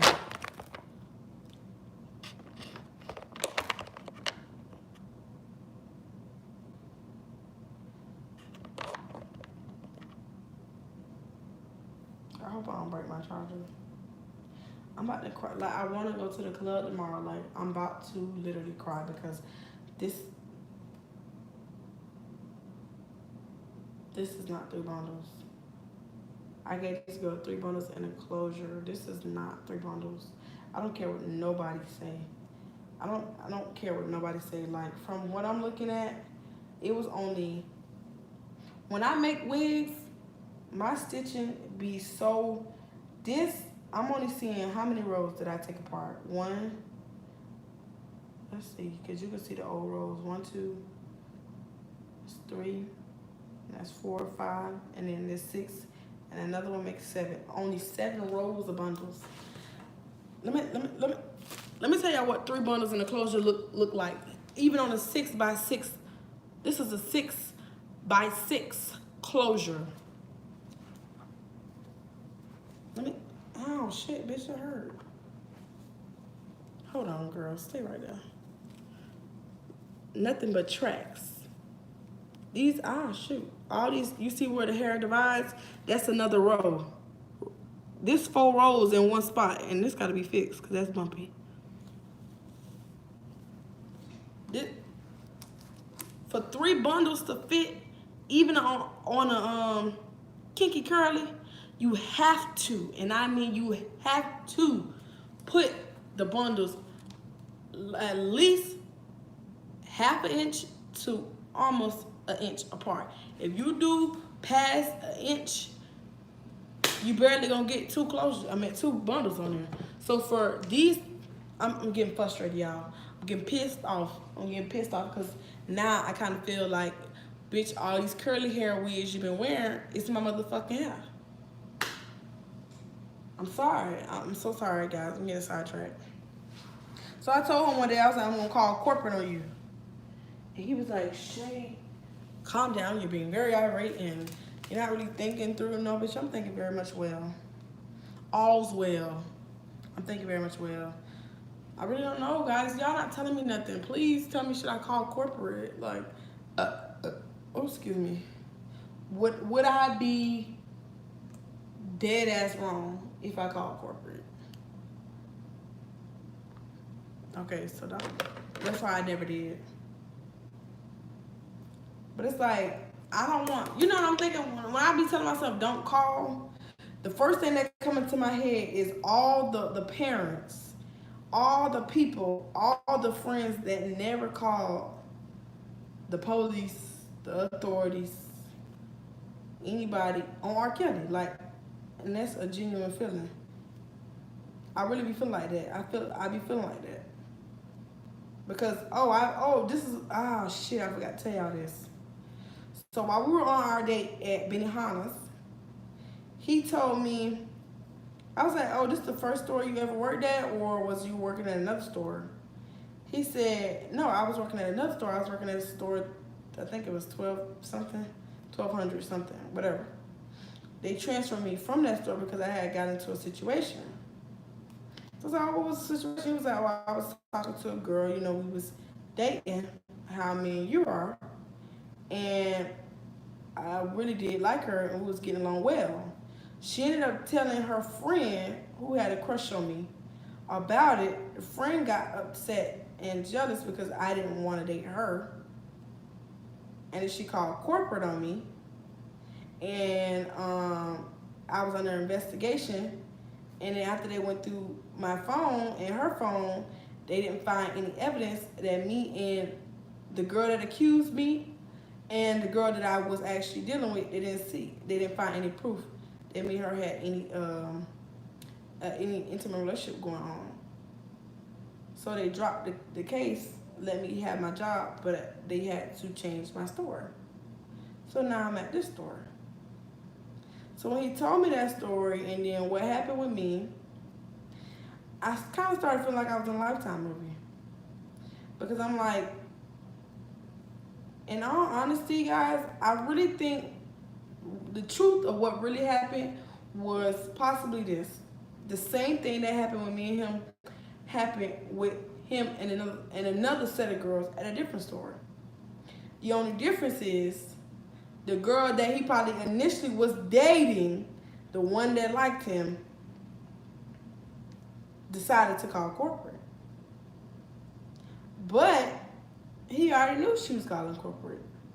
So he wiped her phone and she wiped his phone, or you know what I mean. She wiped her own phone, he wiped his phone. Deleted all their pictures, sent them to a hard drive or whatever the hell they might have did. Remove any proof of knowing each other outside of work. So when the investigation came around, it looked like it just was a delusional person making false allegations against one of her managers because of lust. I think that's truly what the situation. When he initially had told me the story at Benihana's, I didn't wholeheartedly believe him. Because a lot of times women don't have no real reason to lie on their managers unless they obsessed with them. But for the story to come tenfold around, my lips was chapped and y'all didn't even tell me. For the story to turn around and come full circle, I'm starting to feel like that was never the story. I feel like that was never the story. That was never the situation. The situation was always that he's just a whore.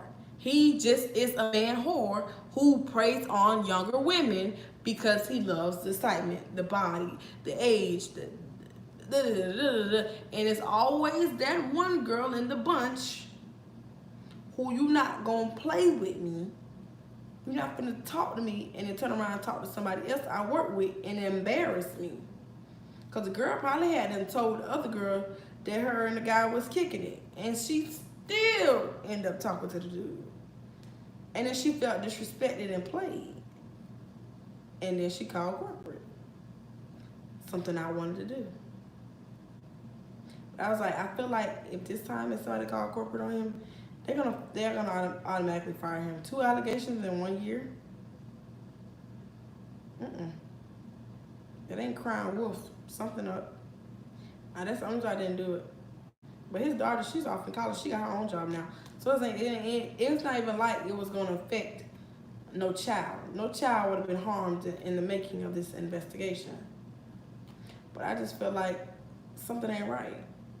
Now, he's so very handsome. When I look at my phone and look at the pictures that's in my phone, I'm like, oh my God, he's so very handsome. But it's like, I feel like a lot of times guys use their appearance to their advantage to manipulate people. But I wasn't that easy to manipulate. He didn't get what he wanted out of me. He gave, oh, ladies, he gave and he gave and he gave. He gave me everything. He gave me all his time, all his money, all his gas out of his car. But he got nothing in return but my time. And I don't regret giving him my time because he took me places that I wasn't going to probably ever take my myself without a motherfucking good ass job. So, am I still wrong for feeling like that now that I told y'all that situation? Does that help bring a little bit more context to the situation?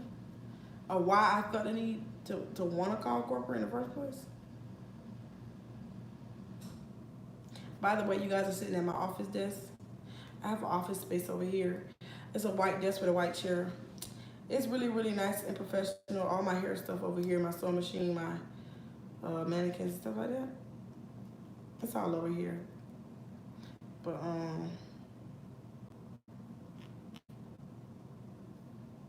I don't think anybody's. I'm waiting for somebody to tell me like what it. Desire is the only one that be talking to me. Man, I swear to God, if I ever have a giveaway, I'm just gonna give that shit to her. Cause y'all just be, what the fuck? Y'all just sitting here and they ain't even saying nothing. Like, what's, like, come on. Like, I'm trying to get y'all opinion. This is like real life shit, bro. I'm really trying to get y'all honest opinion. Y'all not saying nothing. But anyways, I guess, whatever, fuck it. Last thing I'm gonna say before I get off live, if I do decide to go back live, cause I can't upload, so if I do decide to go back live, guys, see, I told you every time I be on live, I be hearing shit. My new series, I don't know who I want to make it about. Like, why the fuck? I don't know. I really don't know who I want to make it about. I don't even know if I want to break. I don't even think I want to go to the club tomorrow. Like, that's... It's 11, and I'm not... Like, it's 11 o'clock. It's 12 o'clock. I gotta be up at 8. And I don't even have my hair braided down yet. Like, they only came when you make videos. You so fucking stupid. Nah, they only come when I make stripper content. I don't have no fan base. If I'm being honest, I don't have no fan base. I have people that know me that watch me because they know me. I have people that only watch me because of stripper content. And I have people that sit up here and just watch the story time and don't even contribute. Like, I get it might be really juicy because clearly, you know, you guys are still here. But at the same time, it's like, it's more exciting, especially if I'm on live, to get you guys' feedback. So I'm not feeling like I'm talking to myself, because right now I feel like I'm talking to myself. Like, if I wanted to talk to myself, I would have just tried to record the video, which I did, but I can't upload. But I would have turned my comment sections off, but like, it kind of be hurting my feelings. It's like, damn, like, fucking talk to me, shit. Y'all worse than a motherfucking deaf boyfriend. But it is what it is. I guess, guys. Whatever. Y'all hurt my feelings. I'm about to go. If I ever get to 5,000 fucking subscribers, I'm gonna do a giveaway. And if y'all don't be commenting on my shit, don't think you're gonna get shit from me. Cause I'm not gonna do no little petty ass giveaway either. It's gonna be probably script clothes, cute shit. You know, $50 cash out, a wig, some shit. Y'all bitches don't interact with me, you don't get shit. Cause I'm not giving it to people I don't even know who even be here. Don't leave. Why not? Why not? Why I shouldn't leave? Ain't nobody talking to me but Desire. Ain't nobody saying nothing but Desire. Like I told you guys, I came here so I can literally give you guys the entire series tonight. Because I'm getting to the point where I'm over YouTube. I'm over a lot of things. I'm over making wigs. Like, I try to have a wig business. I think I've only sold 2 wigs. Technically 3, but not really, because it was for my best friend, so I didn't get no money from it. But I technically only made 3 wigs for people besides myself. And it's like, I don't really see my wig business taking off because I don't have no time to devote to my wig business. And then on top of that, it's like every time, like now that I'm back here in Lakeland, the competition is different because everybody thinks they only going to people who they know, and they don't know me because I haven't been in town. I'm basically a stranger, so it just very like everything in life right now is really like really frustrating me because it's like I told y'all the other day, it's like no matter what I do, I really don't think I'm getting anywhere. Like I really don't think I'm getting nowhere. There's no reason why I'm at 1.5K subscribers and I can't get at least 100 people to come watch a fucking live story. And then when these videos go up, it's not like 100 people come and watch the live. The live, when they're posted, still don't even do numbers. And it's not, and now I'm not trying to sound like a number whore, clout whore. It's just that the semantics of it. YouTube is never gonna push my channel if I don't have retention. I don't have no, like, the retention used to be there. I used to have more views than I had subscribers, which to me is fucking ridiculous. I have 30K on one video and barely 1,000 of them came over to subscribe to my, it's like, come, and I get it, everybody's personality is not for you, but for 30K people to watch my video and only maybe 0.1% of those people decided, yeah, I'm gonna stay around. And then for me to have other videos that are like, what, almost pushing 10K.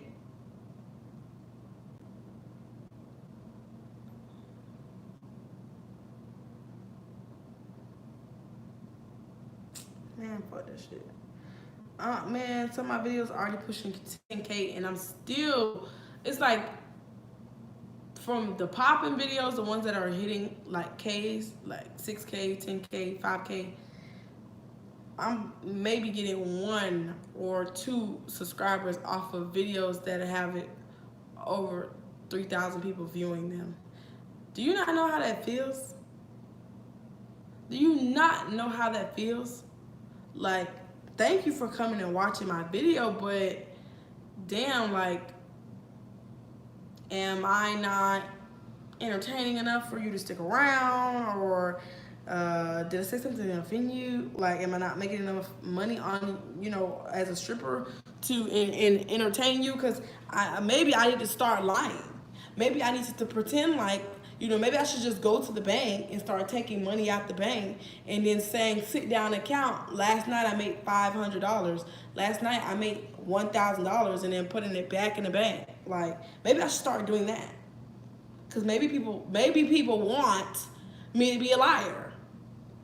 Maybe they want the glorified life. You people, and I'm not the ones that care, like, genuinely, but, the people that live in fantasy land, want every fucking stripper to be coming home at night with $500+. But I'm the bitch to tell you that's not the case for every stripper. But I guess people don't like that. People don't. One dude was like, "Oh, you came home, like, my very first sit down account in the car, right? Oh, so you came home with $84. You must be a sorry ass stripper. Find something realistic to do." Block. Let's start there. And secondly, I never said I came home that night with $84. I said by the time I made the video, the only thing I had left in my pocket was $84 because I kept spending the money before I could even sit down and do the video. Then on top of that, I had said I was sick that night in the club anyway. So you bastards don't listen. You hear what the fuck you want to hear and you move accordingly. But it's like, I'm aggravated. Like, right now where I'm at in life, I'm very discouraged. I'm very discouraged with every endeavor I have going on. Like, and I know somebody gonna jump on here, that's the devil. Well, devil, get behind thee. But at this current moment, like, I'm just discouraged because I'm overwhelmed. Like, I'm very overwhelmed. Like, and come on, girl, cut this last little fucking funky ass piece. I might end up just having to buy some more hair off AliExpress because this ain't gonna. Where my trash? This ain't gonna do it. This, oh, the message was retracted. I didn't get to watch it. See, I meant to see it. You trying to convince me this was fucking 3 bundles?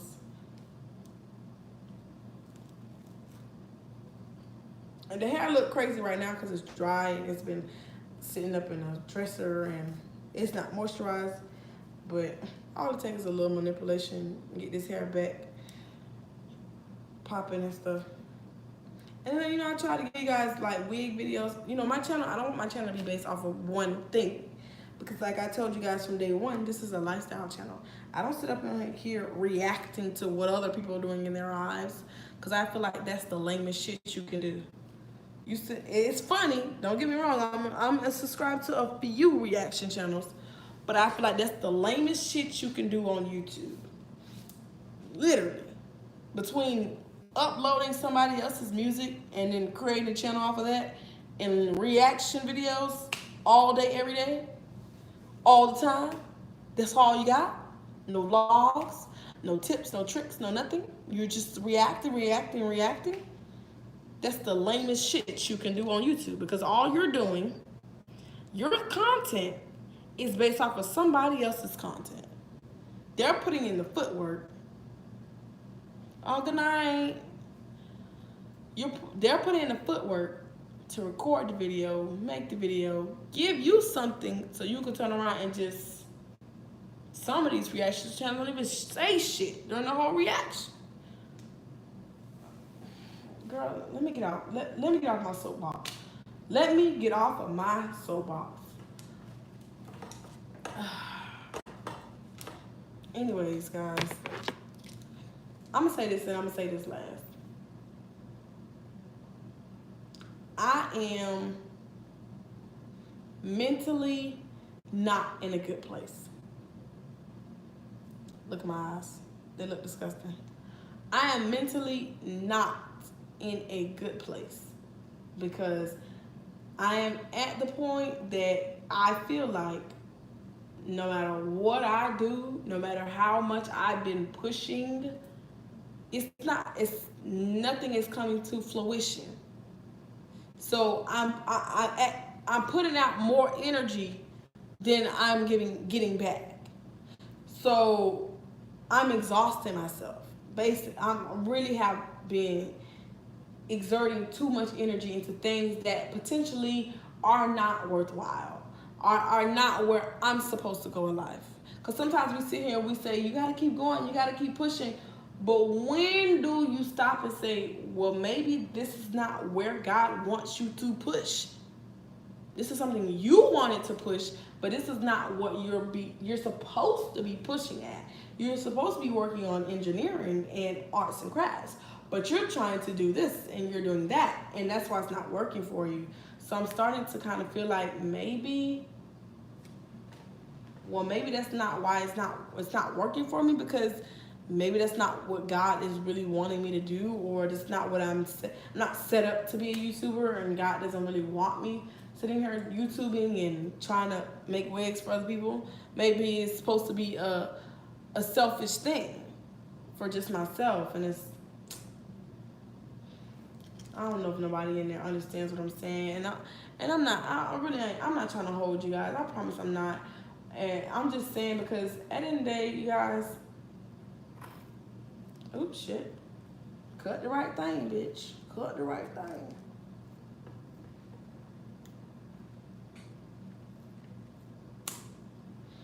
At the end of the day, oh, I thought I had that cut. I was like, oh my God. At the end of the day, guys, how I see it, like, what God has for me is for us. Y'all gotta watch Martin Lewis to know it. Hello. I love Martin Lewis. But I don't know that. I don't even listen to what I got going on, because truthfully, honestly, wholeheartedly, I think the best thing for you guys who are here, who really do want to stay interacting with me or care about what's going on in my life and care about what I'm doing on a daily basis or weekly basis, the best thing for you at this current moment is to just get on my social media networks. My Twitter, I don't post a lot on my Twitter. I'm always on my Twitter every day, but I don't post a lot. I don't have a lot of followers on there either. I just use that for a lot of different things, finding out funny memes and sex stuff and stuff like that. You can go there because I don't have a lot of DMs, so you wouldn't be crowded. You can try my Snapchat. I don't accept everybody only because some people I don't be knowing who some people are because the way they say you added me be like from contact, and I be like, but you ain't my contact. So, you can try Snapchat. I do post on Snapchat often. I just posted today. Let me show y'all my video. And then last but not least,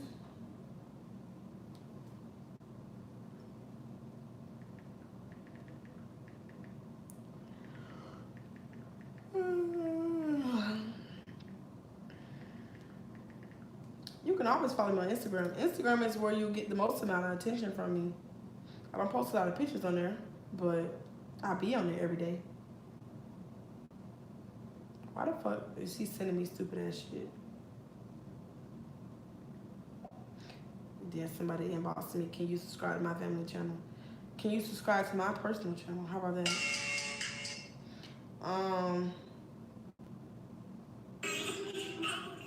Yeah, I'm a truck.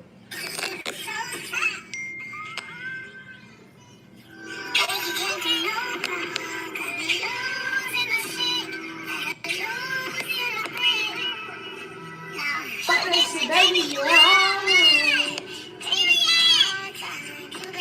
I'm so stupid. Bitch, follow on.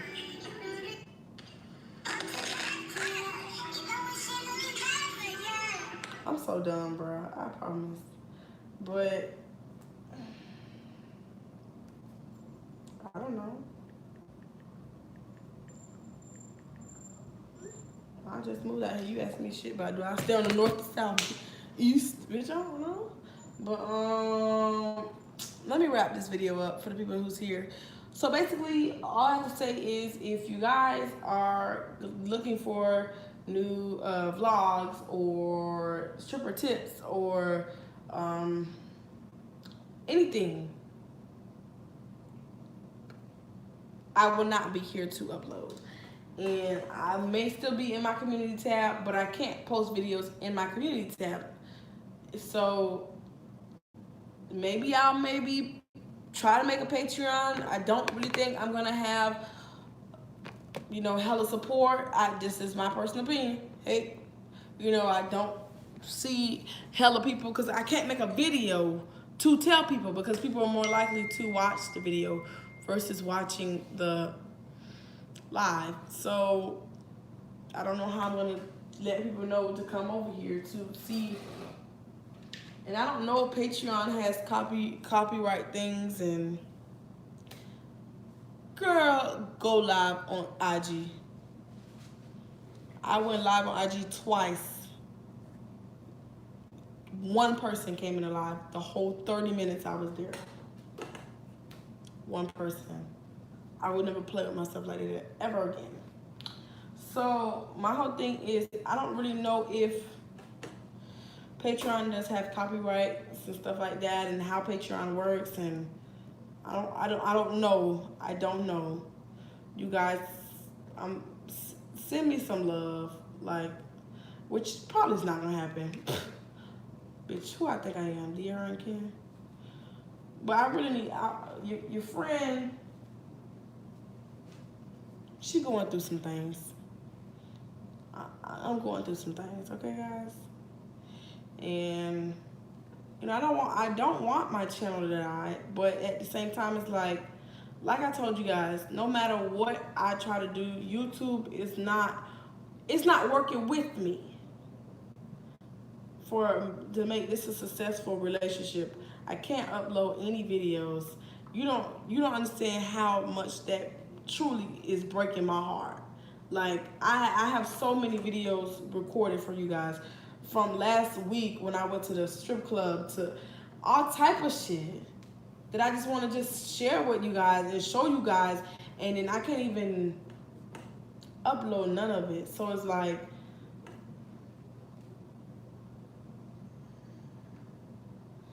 I'm not even gonna start crying. Like when your heart is in something, it hurts the most when you can't even release your passion. Like, and it's not even about the content. It's simply about, this is just something I like to do. This is just something that brings me joy and puts a smile on my face when I've had a rough day. Some people it's watching the videos, and other people it's making the videos.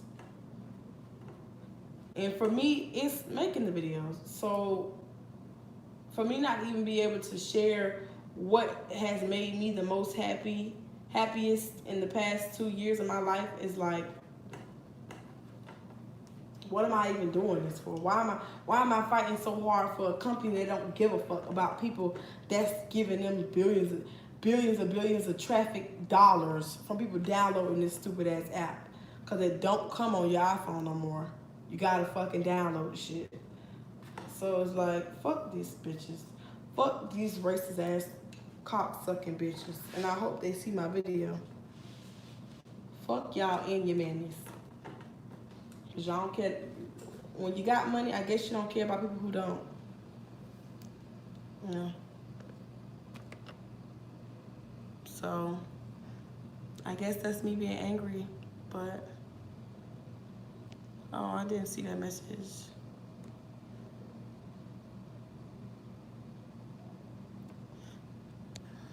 Okay, let me read these because I didn't see none of these. As though you should talk to one of your close friends. What close friends? I just told y'all are my friends. What close friends? My best friend is in Miami, and I barely ever talk to her now.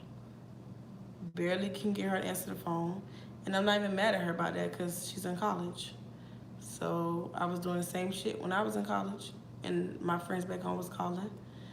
And then my family is going through the motions already without me including this surface level bullshit. This is so surface level to what's going on between me and my family members. So no, don't have no family to talk to, don't have no friend, don't have no man, don't have nobody. So, everything I'm going through by myself. Next comment. Don't let YouTube discourage you. Keep pushing. Get the bag. Get what bag? They demonetize all my videos, so I'm not getting sponsorships and I'm not getting paid. I have never gotten paid from YouTube. Try to meditate, manifest your dreams. That part I want this bump.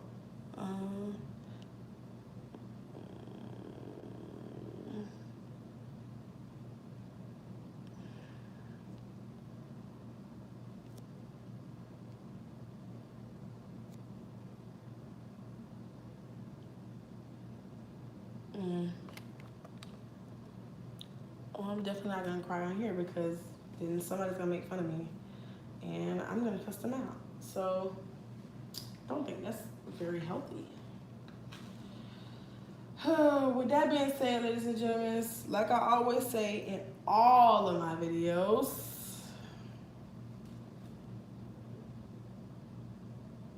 fuck motherfucking YouTube bitch asses. No, I don't never say that in my videos. I never say that in any of my videos. We said it today, motherfuckers. With that being said, ladies and gentlemen, I'm about to go watch me some Alonzo later on and try to not cry tonight because it's 8 o'clock and I gotta be, it's not 8 o'clock, it's 12 o'clock. And I have to be up at 8 and I was gonna go by the club because my old homegirl, the manager told me she working again. She told me she was gonna hang up her heels. So I wanted to stop by and see her, but it's pushing 12. I should still drive by there and see if it's popping or not. I'm gonna text him and ask him if it's money in the building. If it's money in the building, I might do my hair. Try to pop up in there real quick or some shit. If ain't no money, I'm taking my ass to sleep. Fuck that shit. I had to go to work in the morning. Never abandon a guaranteed paycheck for damn, I can't talk. Never abandon a guaranteed paycheck for a non-guaranteed one. So With that being said, guys, until next time, Jules and Gems, I'll see y'all in another video. Peace.